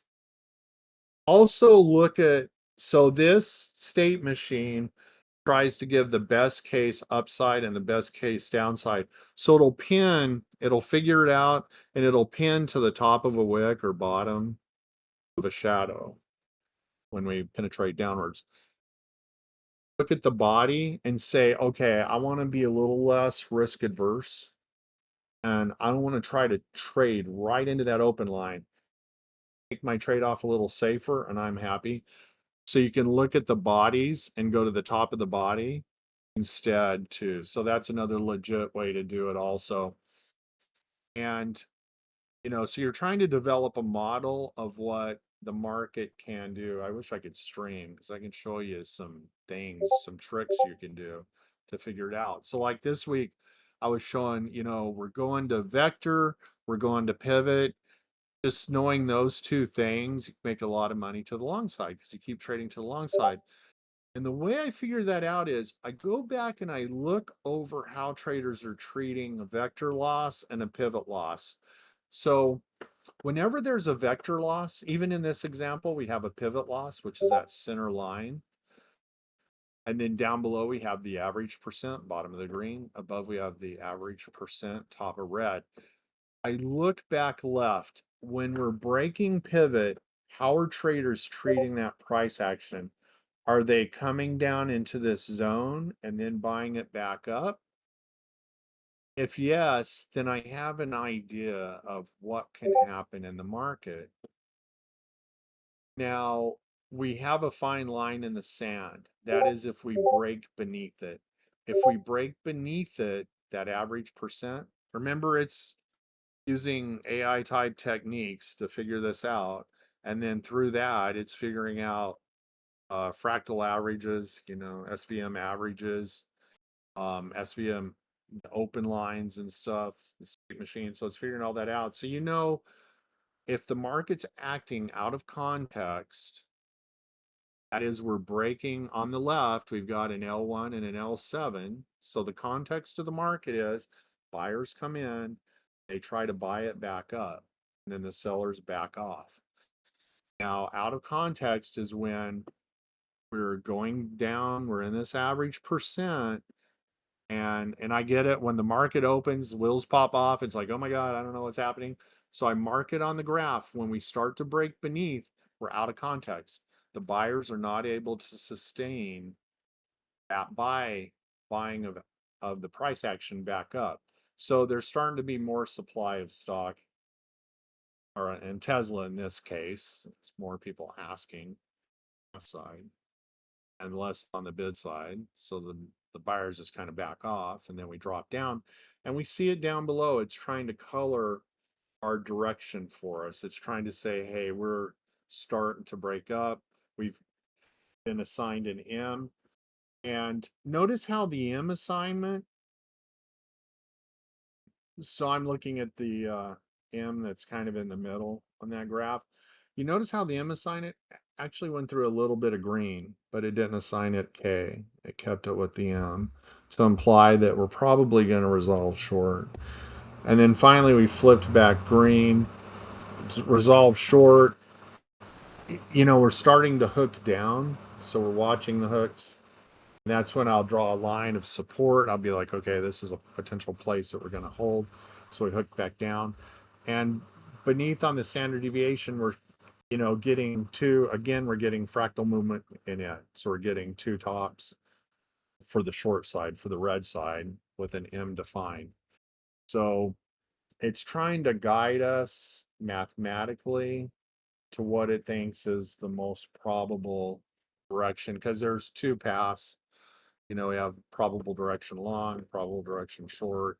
We have consolidation, compression, where this price action's doing this. But for some of you that watch the stream, I'll be able to mark on the contracts, and it works this way almost every time. I'll be able to mark the lines. We'll say overshoot, we'll say reversion, and that's always opportunity. If we overshoot our open line, close it, then we know that we're hitting a peak or a trough. And then we can say, okay, typically a reversion comes in. Now, if reversion comes in, it's a matter of how much. We might get a little, we might get a lot. So it depends on how much we're at compression. The best moves you can see right here on Tesla start down at the compression line.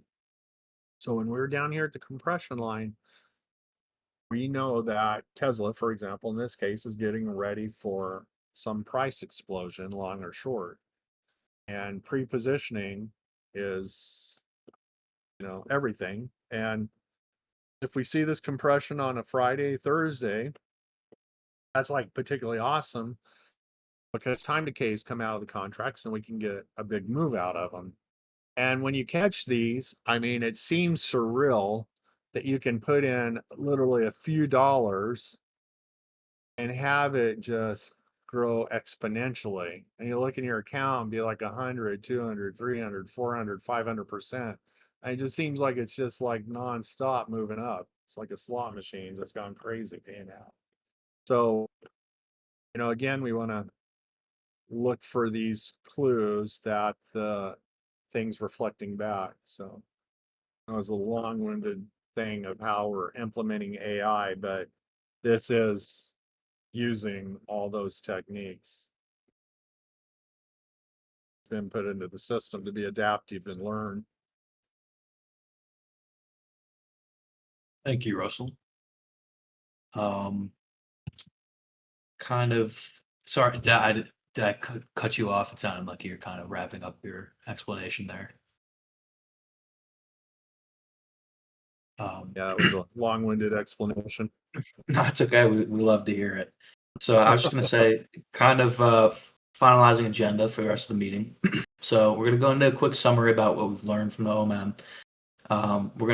I'm kind of seeing some responses come in. We've got about 7 responses. And so a lot of like what it's summarizing is that we need to explain execution of it. So Russell and I will explain a little bit of that. And then I think, the macro market analysis that Russell does on the NASDAQ composite and other things would be a good thing to kind of cap it off. I'm going to read these responses for a second because there's been a few that come in. Basically, it says that, today we've learned, right, about market microstructure, trading concepts with the OMM, kind of like the specific metrics. We really just need to hammer in like trading execution and strategy and monetizing, right? So, kind of going into execution, right? There's a couple ways that we can actually put this into practice, right? This data does not only apply to stocks, it can be translated into futures, right? Because ES is the primary hedging vehicle for SPX, as an example, right? Futures are hedging instruments for index options, like NQ is the same.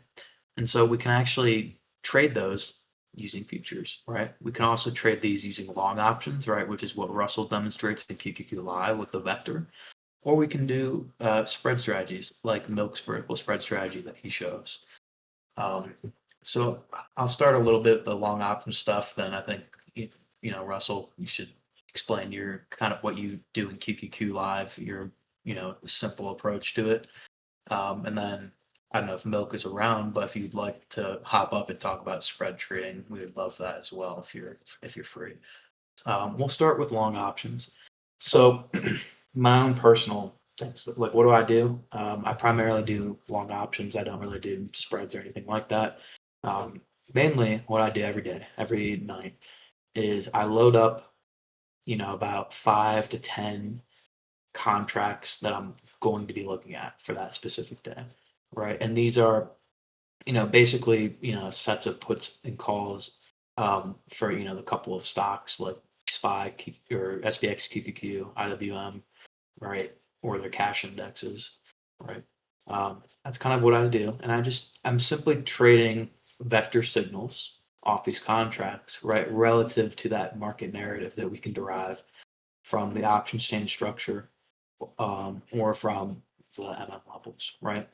And so there's kind of a couple ways that we can apply that in kind of a deeper way, right? I kind of look at it just with the vector, right, where it's more agnostic of the data itself. But there's a lot of ways that we can essentially measure, right, market maker influencing pressure on the market, right, whether market's going to drift up or drift down naturally from this market maker hedging activity. Um, there's a couple things that we've done in the past. Number one, right, just using the top graph of the OMM, right, which is the ceiling floor PML and green line price. Basically, what we look for are transitions, right, from through the PML targeting the ceiling or floor, or the opposite, right, reversions from the ceiling or floor targeting the PML, right? And you can trade that stuff like clockwork. You can see how it played out last week looking for those transitions, both from the intraday levels as well as to the next day, right? Um, it's kind of self-explanatory. It's as simple as just you pick out your options contract that will be in the money at the ceiling, right? You can calculate the intrinsic value of the option contract at your target, right? Determine whether it's worth trading and simply execute on the vector. Like that's what I do. It's pretty simple. The most complicated piece of it really comes down to emotional discipline more than the conceptual knowledge of it all. So it's not really necessarily concepts that are hard to trade. Russell, if you kind of can you expand maybe on anything I'm missing regarding that long options approach? I don't think so. No, can't really think of anything. All right, perfect. Yeah, it really is kind of that simple, right? That whole game in trading is like I've learned this myself, right? I am like, some people in here have been trading a lot longer than I am. And, we're all students of the market. Really, though, the end goal in trading, what is the simplest way I can make the most money? That's the big question to be asking, right? And so if you had even like I'm not saying do this, but if you had a moving average strategy that was profitable and paying you enough to make a living off of, why break it if it or why fix it if it isn't broken, right? And it's the same approach that you want to have with the fractal stuff, right?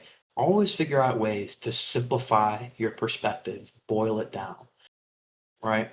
Make it easy for yourself. Russell says this quote I like a lot, right? It's like kind of take your hands off the wheel a little bit, lessen your grip, right? If you're gripping the steering wheel too tight, you're gonna, your hands are gonna be shaking and kind of shifting the wheel all over the place. You kind of need to loosen up and just go with the flow, as we say, right? Um, so from that, gosh, I just completely lost my train of thought. We really just need to figure out like what structures can we derive from the MM stuff, right? That is telling us simple indications of trend change, right? Or like trend shift, right? From bullish to bearish or the opposite, right? Or trend development, right? At the beginning of our day. Like if we cross above the PML at 10 a.m., I'll probably be targeting for the ceiling. Or, right, if we make a bullish divergence, right, as well as making that PMO, right, I'm looking for the ceiling. And so it's kind of just figuring out like how do we piece these perspectives together into a single narrative, right, and apply that to using our vector structure on the contracts. Let's see if there looks like a couple more came in. Um, okay, analysis paralysis. That's a really good one. Okay.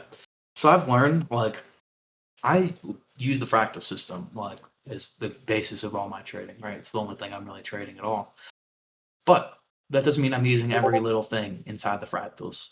For example, like probably my weakest spot, like I barely know how to use the generate buy signals. Like I commit, like I'm just really simple, like don't have the time to learn it, and I have success with other things that are simpler for me to understand.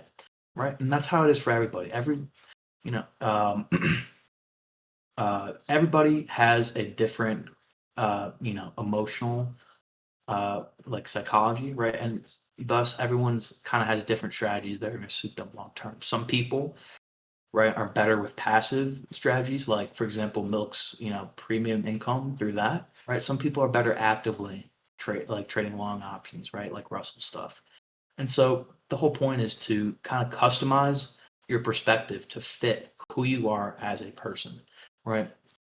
so me in the system, right? The main things I'm using, probably 85 to 90% of what I use in the Fractal system is in two different pages, right? It's the options analyzer with the MM stuff, and it's the spread monster, right? With IV and the historical volatility metrics. Those are my bread and butter. That's what I like, know how to read like the back of my hand. For some people, it's like a completely different language and they don't know how to look at it at all, right? And so, um, kind of just going back, like, how do you cure analysis paralysis?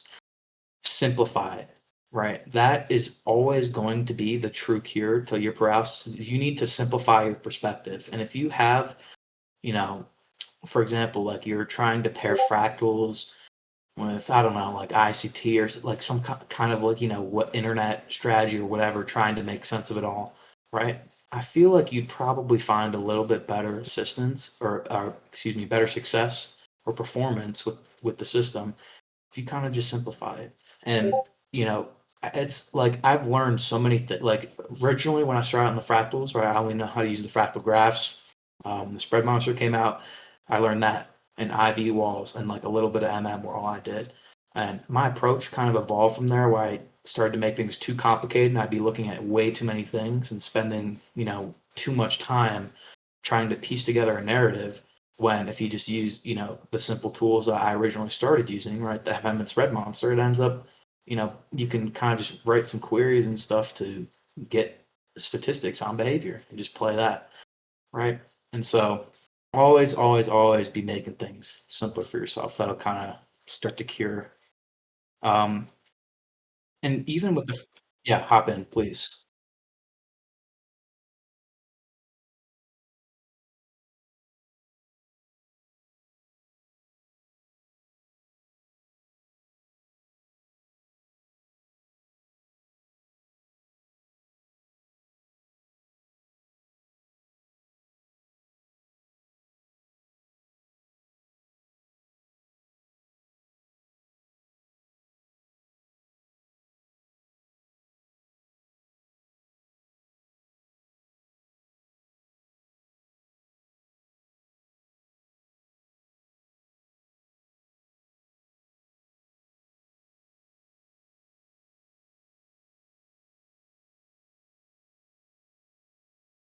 Thank you very much, Roblush. So mainly, where I'm trying to, I'm looking at, I'm just staring at all these responses, trying to think of the best way to go about answering these off the cuff. Um, I still need to understand OMM lines and how to read it. How do I access the database to run queries? I'd like to see what I can do if that is available. I really need to understand how to use fractals, how to set it up. Okay. Um, so number one, I'm gonna send you this how to log in / user guide playlist. If anyone here is kind of inspired to try out the fractal system, definitely use this. It'll help you get uh, stuff up a bit quicker. That will should tell you how to log in, um, and kind of like the beginning of what you're saying, right? But how do you access the database, right? Within the fractal, if you right click for your menu, there's an option called the data warehouse, right?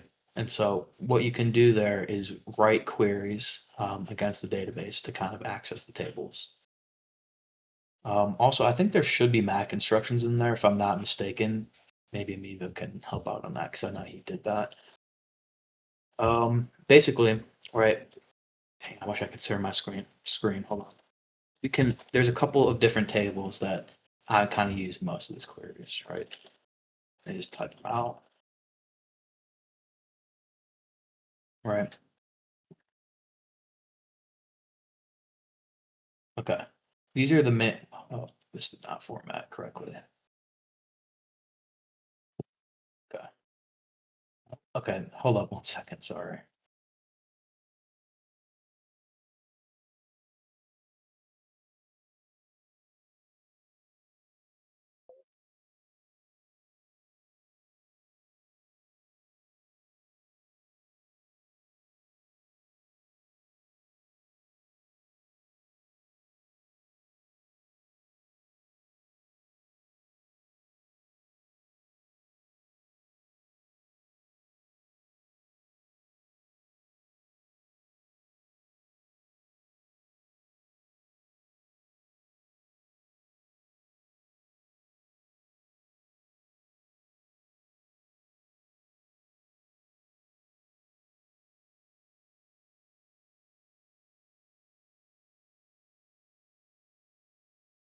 No, absolutely. Thank you very much. So how kind of going back into like how we access the database, simply like knowing the table structure, right? The language, right? Like there's the specific, I guess, like SQL variant that's used, right? Is we're using SQL Server, right? So thus it's T or transact SQL like that. Um, for the specific variant that's used within the system to access stuff. And so by just doing like a simple select query from each table, you can kind of ascertain the structure and then begin to write queries based on that. A lot of what I do is kind of involving like figuring out how to do like, common table expressions and kind of creating like weaving together multiple different tables into a unified output, right?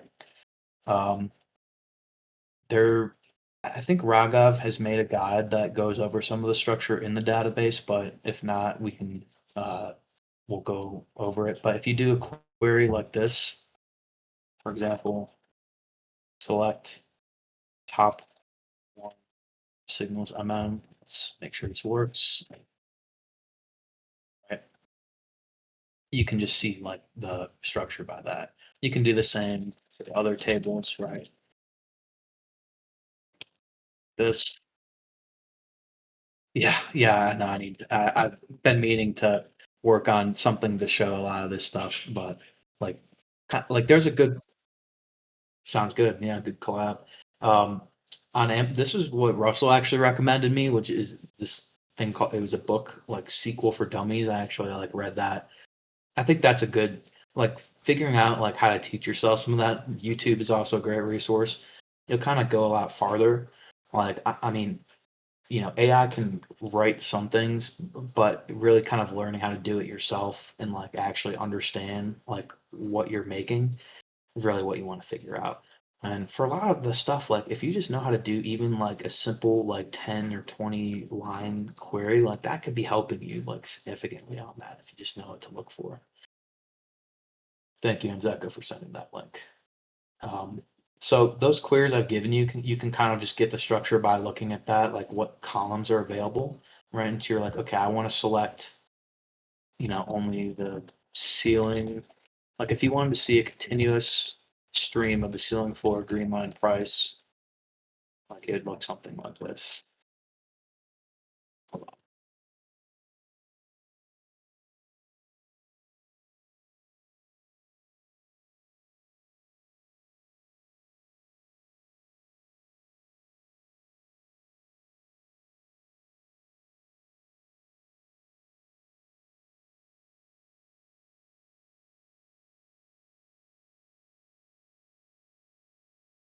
So you could write something like this, and I just hammered that out in like a minute, like which you can do pretty easily if you just look at the table structure. Um, it's actually like pretty. There needs to be other stuff that shows like the time. Hold up, let me just make this better for you.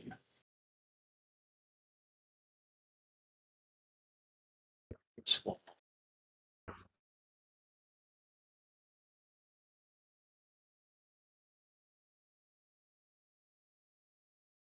Okay,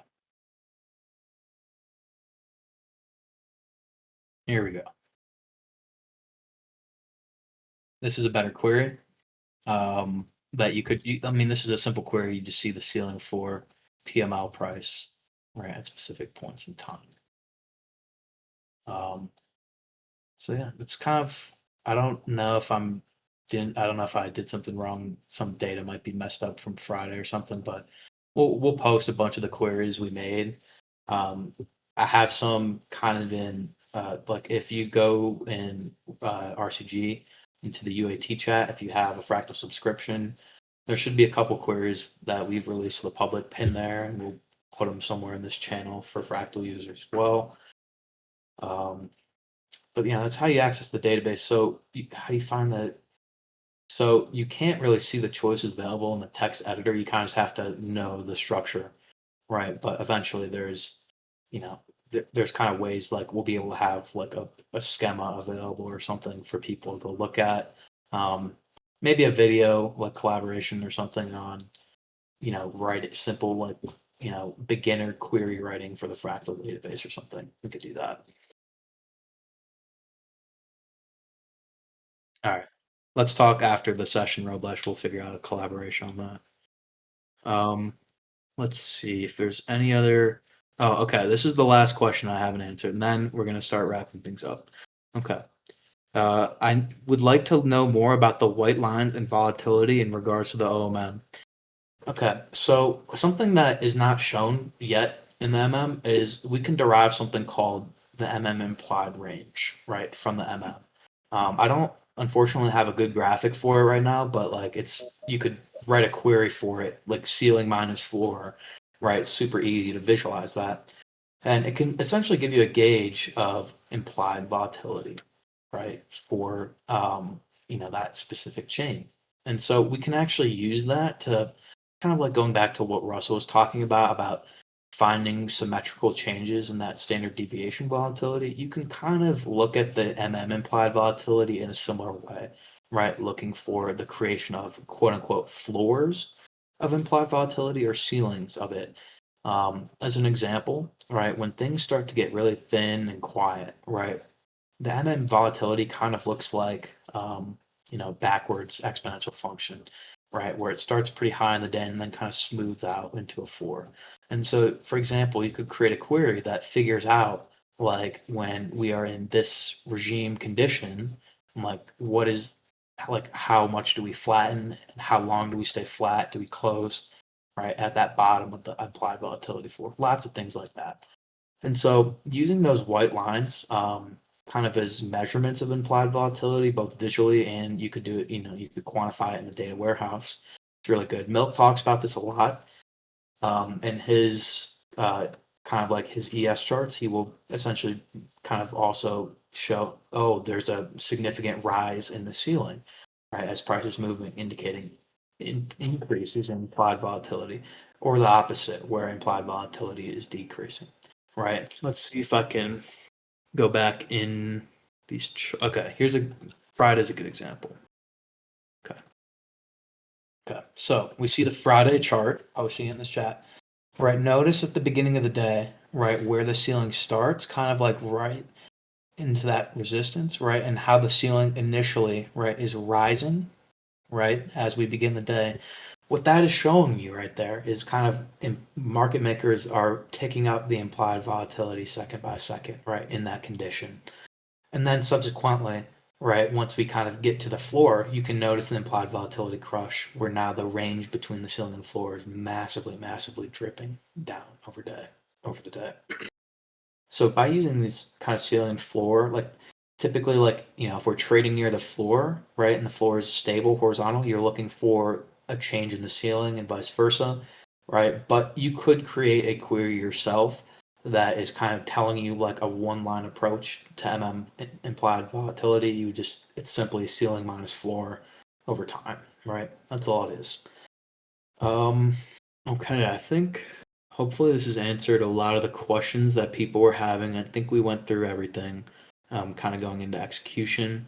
Really, Russell is there every day. He talks most days and stuff, or he'll be showing it in chat how to do it. You could be, a 12-year-old and learn how to do this. Seriously, like he simplifies it, boils it down so succinctly that it really only takes like if you're actually locked in, dedicated for like, your dedicated 8-hour trading session, right? 2-3 hours of back testing and learning work outside of that.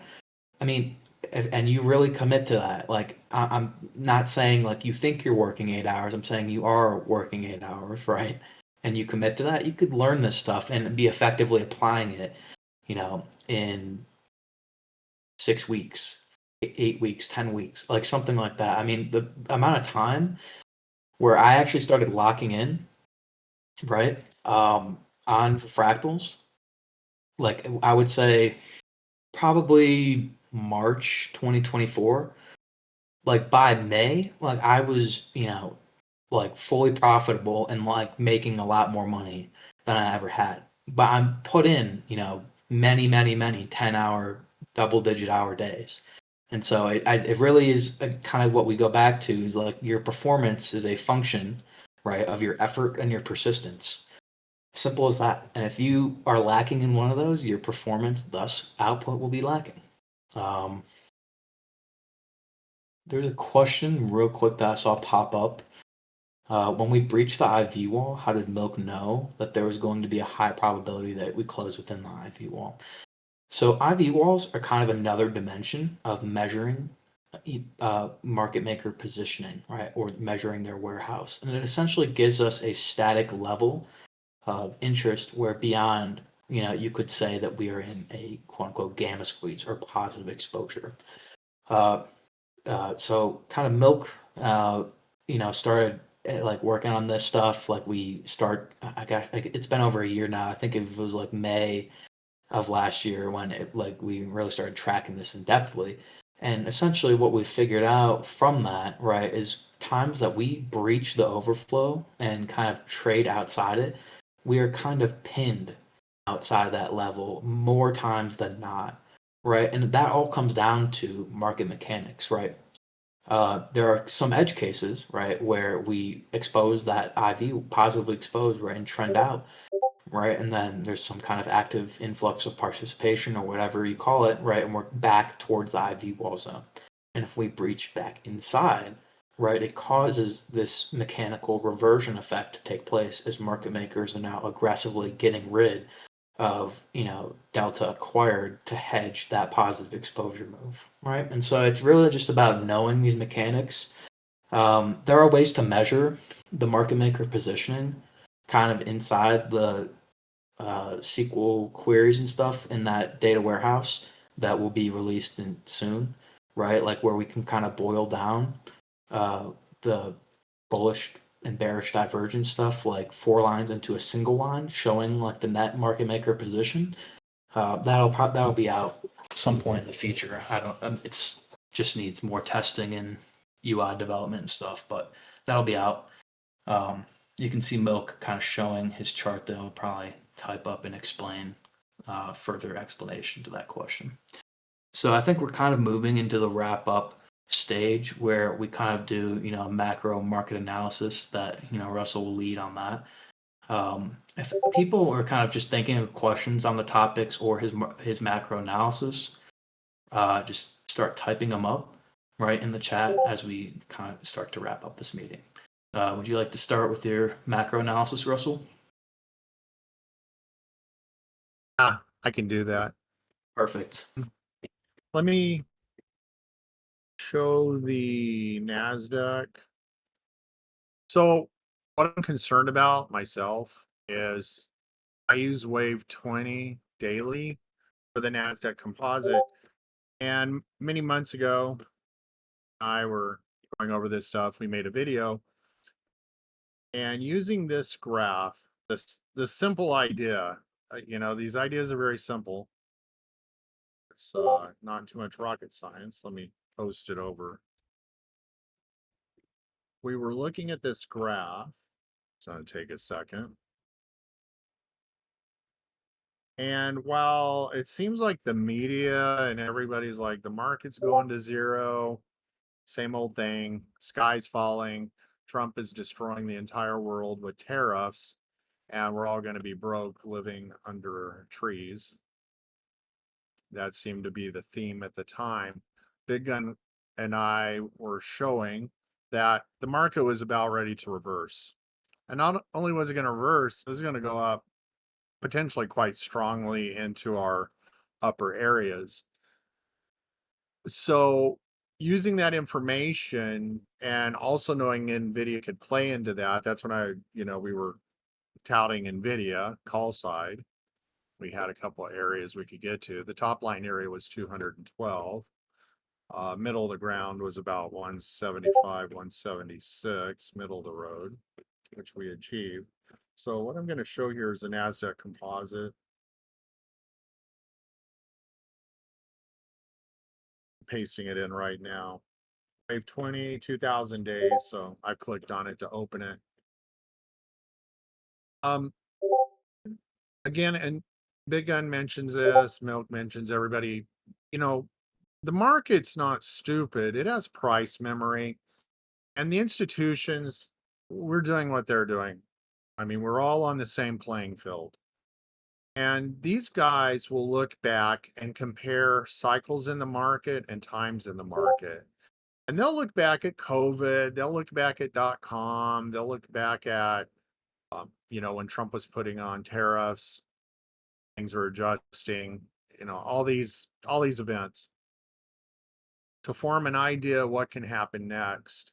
And the NASDAQ, the Wave 20 composite, all the NASDAQ stocks in this composite is our eyes into kind of from a perspective of these fractal moves up and down, this disaggregation market, looking at how high and how low we're transitioning. So again, many months ago, there's a video out there. You can go watch it if you like or not, but carving out this right-hand low on this graph, this bottom, where it says open now, that was not there at the time. Now it is.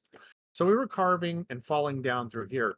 So we were like, you know what? We're probably in a point we're going to have a reversion, excuse me, and go back up. Go back, reversions just back up through the pivot and acquire some of these open lines. So we ran from down there to the top, not the top open line, but next to the top open line where we sit right now at 72H. Now, how could we know that? Look left, because this is back testing for us. I know people will be like, oh, is it back test? Is this and that? It's showing you visually the back testing. It's showing you right then and there everything that's happened within this 2,000 days. That's the measure of volatility, 2,000 days. If we look back left, because I want a confidence level.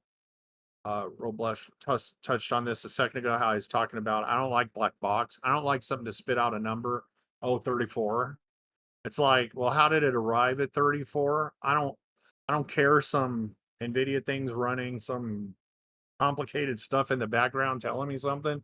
I want to see markets doing volatility wise.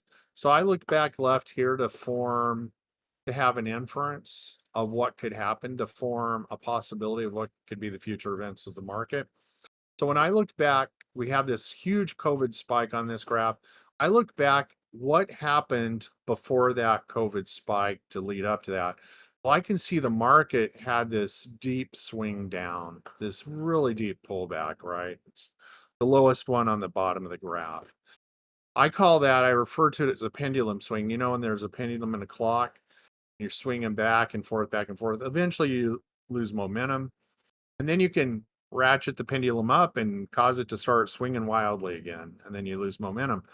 I know by looking at that, and we know as a group now that, okay, when we washed out hard, market, and this shows that when you do have a huge pullback, you can have a counter trend explosion.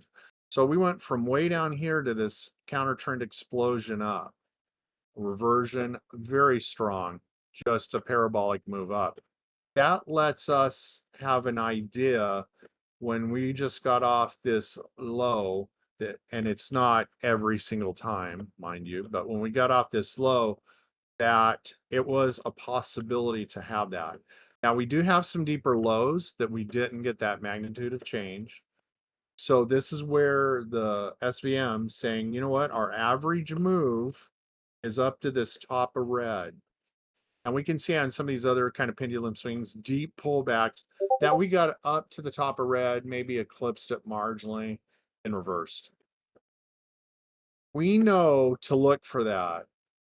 So right now when we're pulling up, like somebody shares this graph and they're like, oh, Russell's, saying we look for the top of the average just because he's been doing this for, a long time, and see if we can break it. We want to know if we can break it.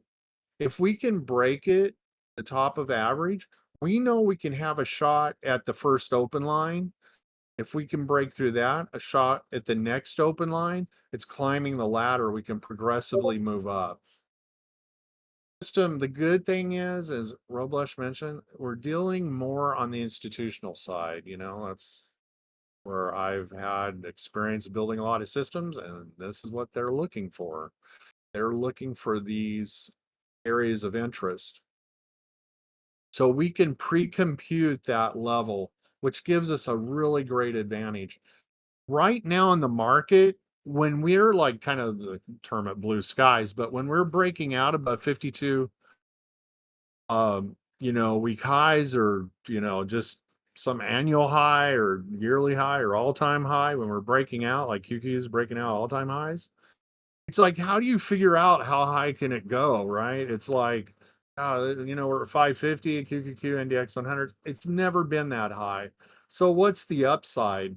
We can see it because we're using a mirroring technique. We're using techniques to learn. So it's learning what happens in the market, and it's showing us what can happen way before all these other retail traders, because all these other retail traders, they're going to be looking at, I know what they're going to be looking at. They're going to be looking at Fibonacci, right?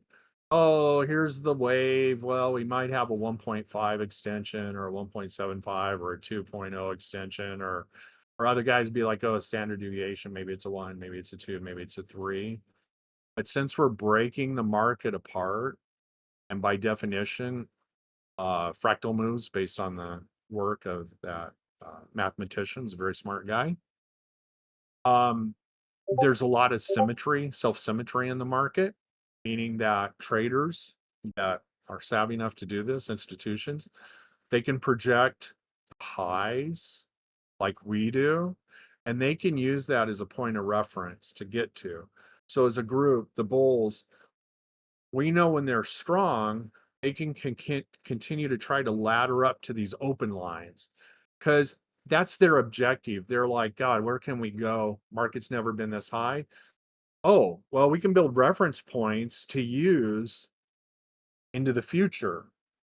And, it's like a lot of times traders are kind of looking through the rearview mirror of what happened. They're not looking through the windshield of what's coming down the road. So we're in a unique position as a group. We can look through the windshield and say, we're creating relative moves to each other. We're projecting these relative moves. And you can see there's some truth in this, because in that graph, you can see we have prior symmetrical highs where we've had reversals off of them. And then we can also see where we do break the highs, a prior high, that we try to run up and to achieve the next open line, the next resistance area or support area based on the SVM, based on learning the logarithms underneath. Again, there's no coding I've done to do this. It's just learning the logarithms. And this vector just learns, and these open lines, state machine, they just learn, and they just start popping on the graph. So it just learns this stuff and shows it. So our risk is now with NASDAQ Composite, and this is why on this stream I'm showing the P530. So I picked the September 19th 530 put as a downside vehicle. Now I picked one that was a little bit farther down, just because sometimes when there's shock in the market and we get these abrupt pullbacks, IV and Biggun's been showing this. If you look at the floors on those graphs, like on the OMM graph, you'll see that the spread to price action, spread to PML to floor, is greater than the spread to the ceiling. So typically there's always more downside fear than there is upside fear. So that there's more IV when the fear kicks in, the puts can gain more traction faster than calls can gain traction. So by knowing that, by knowing how the OMM looks, and it's doing the synthetic trading, so it's more learning logarithms, figuring out where the market's at. It's like chess. You play computer chess, and it comes up with probabilistic moves. OMM's doing that synthetically back on servers. Millions of times, trade. What's the derived values? Then trade. What's the derived values? And it comes out with the 4 derived values: the ceiling, floor, PML, and TML.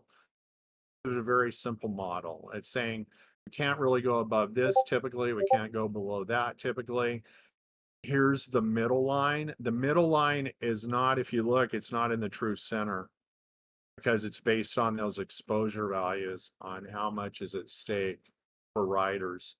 when they're over there trying to get our money if we're trading long. So they're trying to keep our money. We're trying to take advantage and exploit somebody else to get money. So we know that the put side is more operable with a larger strike, so we can go down a little deeper than the call side. So that's why I can come to the conclusion, oh, I can take a 530 September 19th put, and that can perform.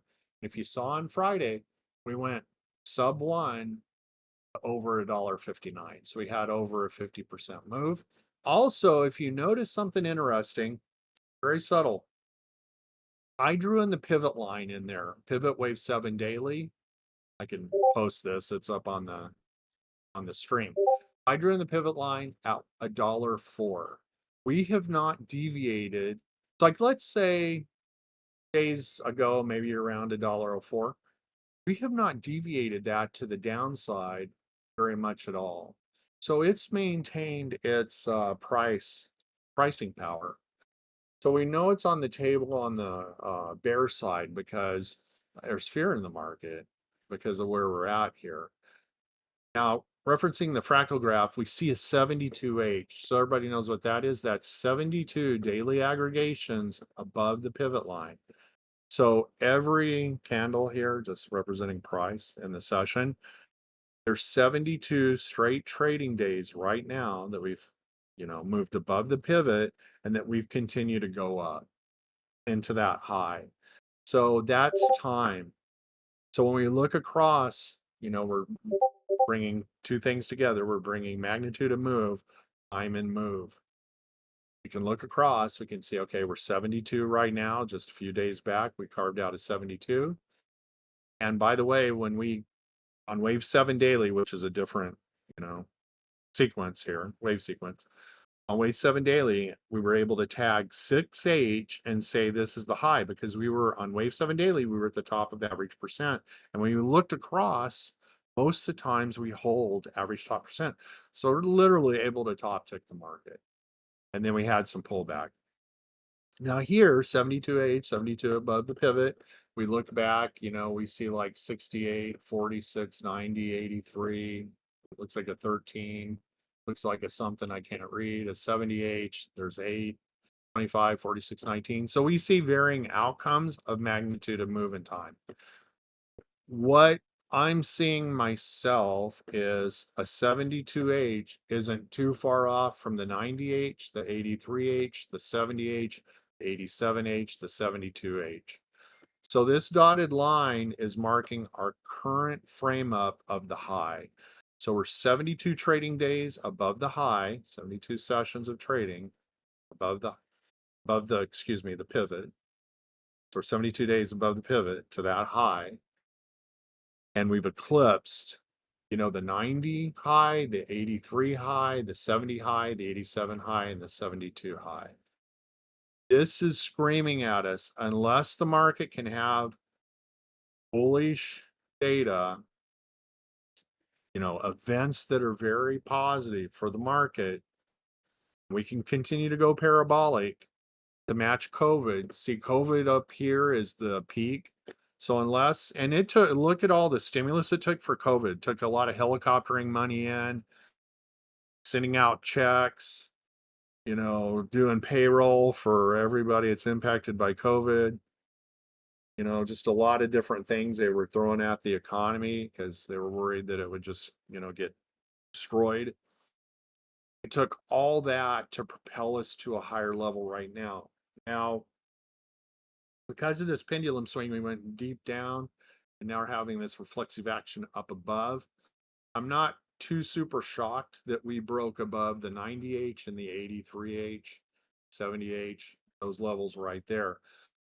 There's a lot of negativity in the environment with how Trump's going to destroy everything, and clearly that's not true. Now, it's not to say that the tariffs and other things can't have impact and cause pullback, impact the economy, in various ways, causing it to show up in the stock market. But right now, we're at a risk level because we have eclipsed these prior highs over 2,000 days. I'm sure if we went back to more than 2,000 days, there's probably some highs above here. But just using 2,000 days, I wanted to use COVID as a reference. Just using 2,000 days for the risk level. So I've been using Wave 7 daily. I've been showing that on the stream because I want to see where my vector is. I want to see where the pivot is. I want to see where this H72 is in our price data. Right now I show an H1 defined on the 9th, but I want to see a model. So that builds a model, it builds a structure. It says here's pivot, you know, you can throw in 72H up at the high. So on QQQ, 72H correlates to the highest price in QQQ. So you can put a 72H there. You can put your vector in, you know, on the wave. I'm using Wave 7 daily. So put the vector in Wave 7 daily, which was at 570.18 was the last price at our vector is, which we were pinning around, by the way, on Friday. So the market itself is confused. It's like, I don't know if I want to go up. I don't know if I want to go down. So the safest place when it's confused is around the vector. Because that vector we know is learning support and resistance. And it does a into the future. So that's why on Friday, I knew if we had a loss of intraday price action, it could go down to the vector. That's the logical place for it to go. So it goes down, overshoots a little bit, and then it just kind of snakes around, it coils around that vector. So when you're on my trading graphs, when I'm building a model, I go into the fractal system to gather the data points, to get the derived data. And for myself, I like to keep the graphs pretty clean. So I'll throw in the vector. So I'm using vector Wave 7 daily. I will also use, like I was showing, the last pivot price. So I threw in the last pivot price. I have the two lines. I have a sandwich. So I know price, it's going to play in the sandwich. And only on some outlier event, like something's very positive, something's very bullish, and we break really out of the sandwich. Otherwise, we're probably going to pin around it. And, you know, you can do wave 20, 5 minutes and put in open lines to trade intraday through that sandwich. So right now the market's at a decision point on Wave 7 daily. Do I continue a downtrend or do I rally up? And right now the Wave 20 daily on the NASDAQ composite, if we look at our squeeze line down below, the macro trend, we're down in a squeeze. And we know historically by looking back, when we get into the golden zone down here, which we're at, there's going to be some potential radical change in price, long or short. Since we're 72H, we have 90, 83, 70, it's kind of tipping us off that if we do have this radical change, it could be a pullback. Now, we also have above the standard deviation squeeze that's being learned, that's coupled to the SVM, we have the macro trend and it's red, green, red, green. Another thing I do is I look at the macro trend just to see the sequence. It's just kind of a visual thing. And when you look at the macro trend, you'll see that the solid greens, when they're of a certain length, they're all kind of around the certain length. So we've had an extended macro trend that is starting to be on the long side of the other extended macro trends that are all green. And then we tend to get a flip red. So it's kind of visually showing that, you know what, we've been in this trend, we've been locked in for quite a while. And based on these red stripes, as we move forward, we're, you know, starting to look for a red stripe. So it's starting to align with the standard squeeze below, the standard dev squeeze below, that since we're getting into the golden zone, we could have a pullback. Now, it doesn't have to, keep that in mind. So when we're looking at compression, compression is non-directional. When the market pulls back and gets into a compression phase, which it's in right now, a squeeze phase that John Carter's mentioned in his book, and other people, you know, talk about squeezes. We can't have a radical move. being where we're at, it tends to seem that the radical move could very well be short. And what I do is I look on my right-hand side. I kind of pick the 530 contract. And I see on a pullback at 3%, a 6%, a 9%. I'm still looking at that NASDAQ Composite Wave 20 daily. I want to see the imprints. So the imprints are just price memory of prior reversal areas, prior reversions that came in.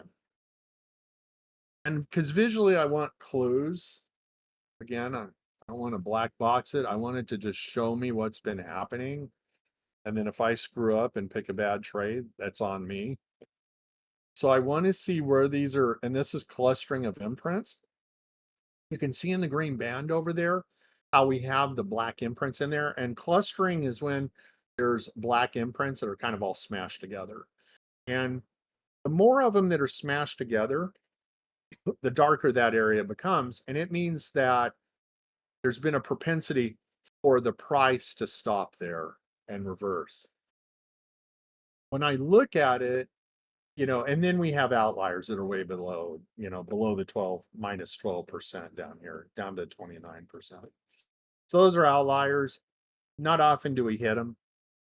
So, if you're playing for that, you can know that, only out of 2,000 days, when we did have a pullback, there's only 1, 2, 3, 4, 5, 6, 7 times out of 2,000 days that we went below the 12% line.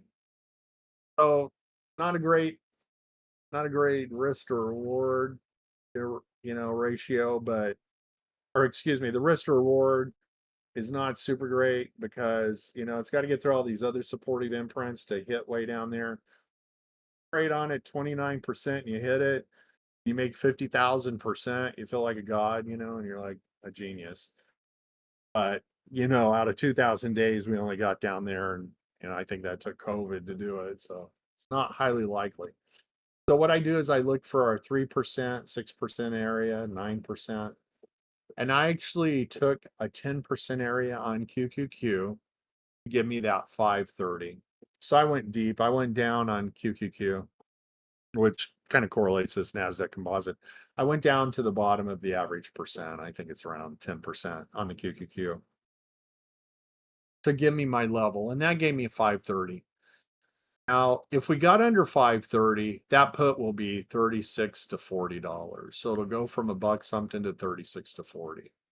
That would take a lot of work on the downside because we would have to break through all these imprints that are supporting us on NASDAQ Composite. Very well could happen. We have imprints down here, so it does happen. But if you look at these imprints like standard deviation odds, like the Galton board shows, we use a Galton board to illustrate how the marbles fall left to right. A lot of them kind of group around the middle. Then you have marbles falling to the far right, to the far left. Same thing here. If we're looking at price, if we look at these first set of imprints above minus 9% and we divided them, we found the center, we can be like, okay, half the time we get down to that imprint. So that half the time that's like the pullback. It's just that when you go in, so let's say you do a short trade.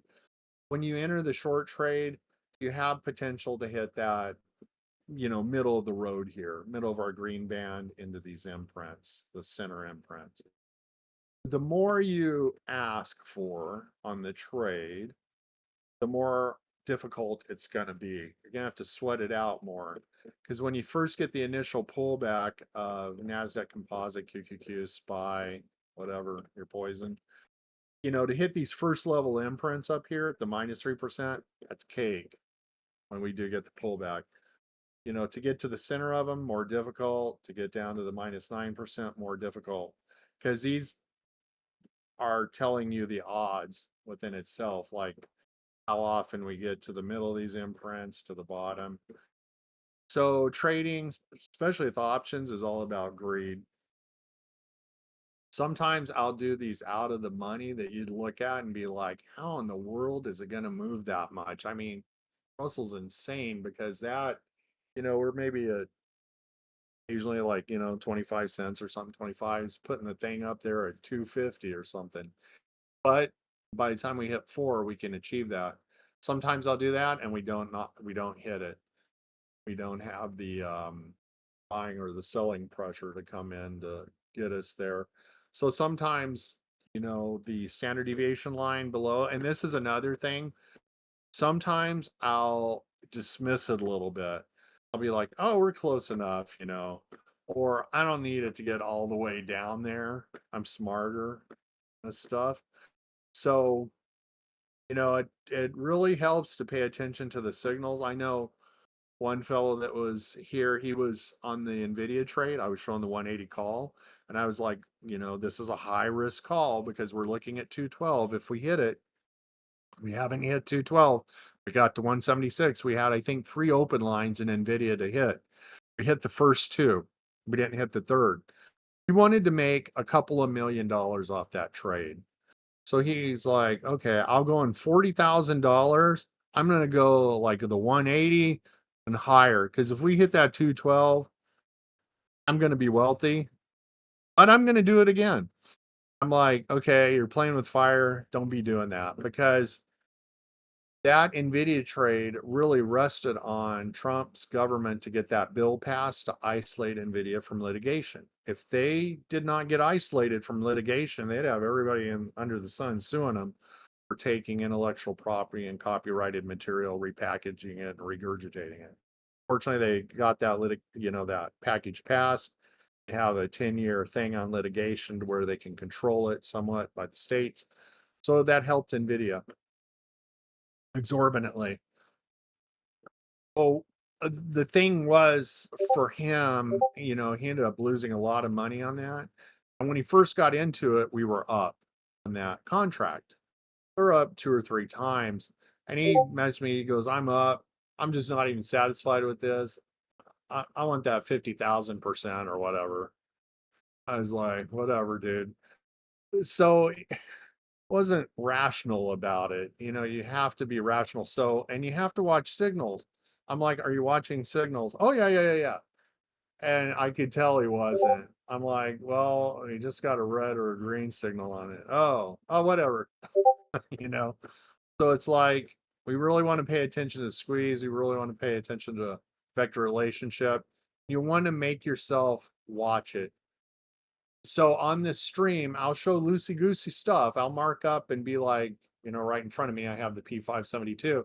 Show bottom primary support that I'd marked out. And the first time we got a great bounce off of it. Then the next time we came down to it, tested it, overshot it, got a reversion, went back up. That's a little, when we have levels, it's an unconfirmed level. We have a level, we have an idea it may hold. We don't know if it will. We don't know if it will until 4 p.m. Right? Because when we look back at 4 p.m., we'll be like, oh, I should have done this, I should have done that. This level didn't hold, that level did hold. So, we've paired this system up. So we also have a vector that's doing coloration. You can use it in puts, calls, futures, stocks, ETFs, whatever, crypto, whatever trading view or thinkorswim will serve up. And that coloration is helping confirmation. So what I'm doing is, we're developing a model over here with all these stats using clusters, average percent, vector positioning, pull it into our trading graph because I want to watch the price action around that. And when we put the levels in and we test, they're unconfirmed. They may or may not hold. And so hence, placing stops, risk management. Because the worst thing is, like, let's say I put bottom primary support is at $1.57. It came down, hit it, bounced right off of it, ran to 2.4. So, which is great. But what if that didn't hold?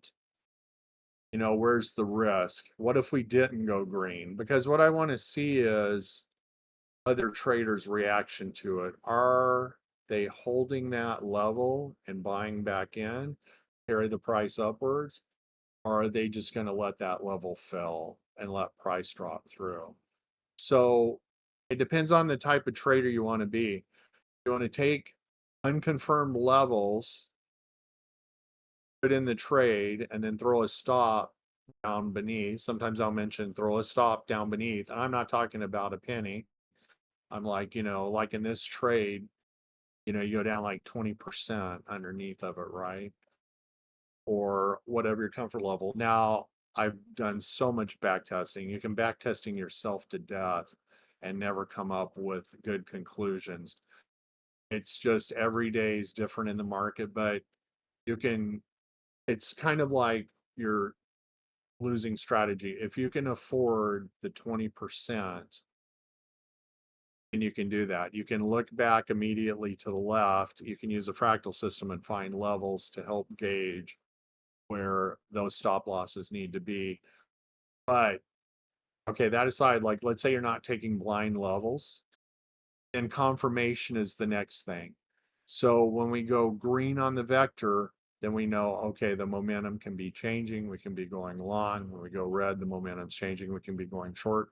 So in this P572, if I was a type of trader, and all I want to take are tabletops that have a green, red, green confirmation, I ignore everything else. And that P572, we have two types of trades, three actually. So we had a bounce off the primary support I had marked in at $1.57. So that's one type of trader just trying to buy in at that level. Another one is we had a side exit break. We were red, we go green, side exit, we come down test, and we move up further. The other type of trade is we had a tabletop that was green, red, green. If I'm a tabletop trader and I'm like, the only thing I'm interested in, I don't care how much this thing's moving on all these other bounces and side exits I'm seeing, all I care about is green, red, green. And what you do is you wait for those setups. So in the P572, we went green, we had a red and then a green.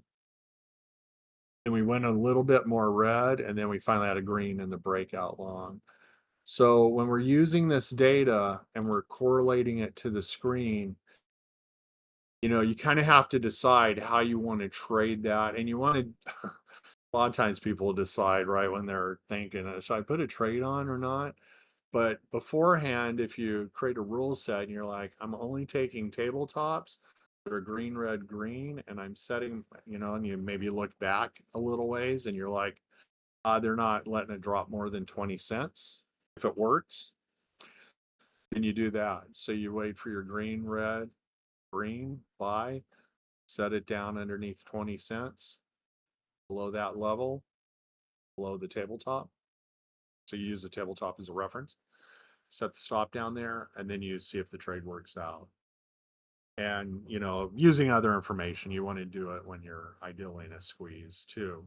And just not, some of these you can throw on arbitrarily. The squeeze gives you a little bit more power because you got gas in the tank. As I'm going, you can see in the thing, I'm marking up levels. So I knew on the P572, I knew the top side could be up to 285. And then I know we have a ledge around the 239 area or so, which was the top of green zone. I had at 211. So I know if we can break through top of green zone, that we have a shot at going to that vector. So what a lot of times I'll do is I'll put a limit order in a little bit under the level. It's like a fire. You want to be the first to the door. And sure, it could keep running. I mean, this thing, maybe it went from $1, 57 to $500 or whatever. But when you're trading and doing this to live day through day, you really want to try to run rules. You can let some run, but you really have to have areas you can take off. So what I'll do is I'll see like the 285 vector and I'll be like, so let me come down a few cents underneath that. I can be more like the first out of the door.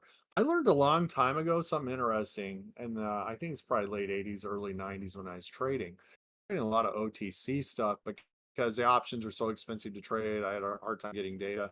Wasn't a lot of liquidity on the options. So I'd go to the OTC market to get that crazy movement. I learned if I put orders in at limit a lot of times. And when the market was propelling up and down, I would get a better feel in the price I put in. I also found too, if I put ask orders in on surging markets, I would get a lot better fills. And so that was just something kind of interesting. Now with decimalization, it's a little bit different game. But at that time, since they were trading eighths, halves, 32nds, sixteenths, that was kind of how the game was played. So I would tend to do that. I tend to, if I was watching the price action in real time, and I'd put in an ask. If I was away from the computer or, had a trade and I wasn't fully watching it every second, I would put in a limit. And a lot of times that way I would get, especially on the ask side when we were surging, I'd get a lot better fills. But yeah, so anyways, back to the Nasdaq composite looking at risk of a pullback. So it's kind of what they're thinking right now, maybe. Not talking for everybody, I was thinking. Thank you, Russell. To kind of complement your macro analysis, we did this article. I think it's, if you scroll up, it's called The Magnificent Mirage, is basically like outlining the NASDAQ composite, talking about the Buffett indicator, kind of like we're at historically overvalued markets, right, in a lot of ways.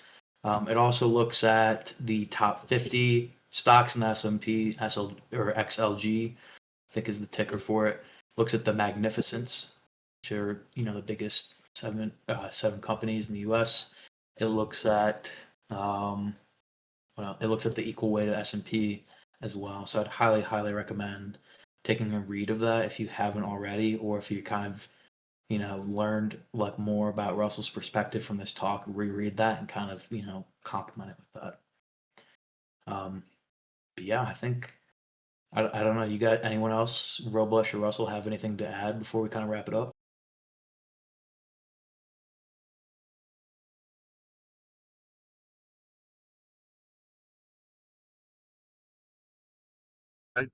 I don't, I think I've yelled enough.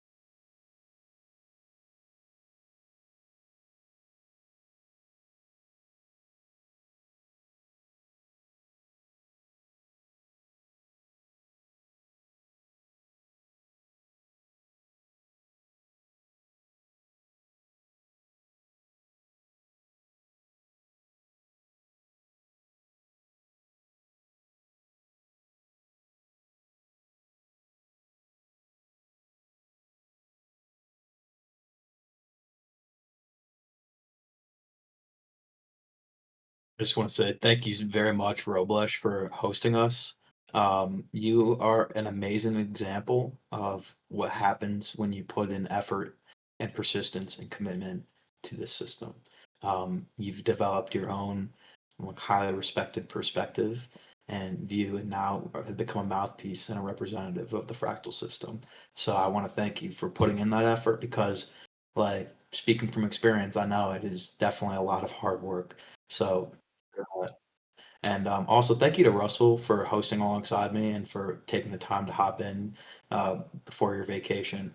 I really want to thank you for all the time and effort you put into, building the system as well as teaching it to everybody too. Thank you guys very much, and hope you have a great weekend. Yeah, appreciate everybody. Yeah, I appreciate everybody. It's kind of fun trading. I love trading. Super fun.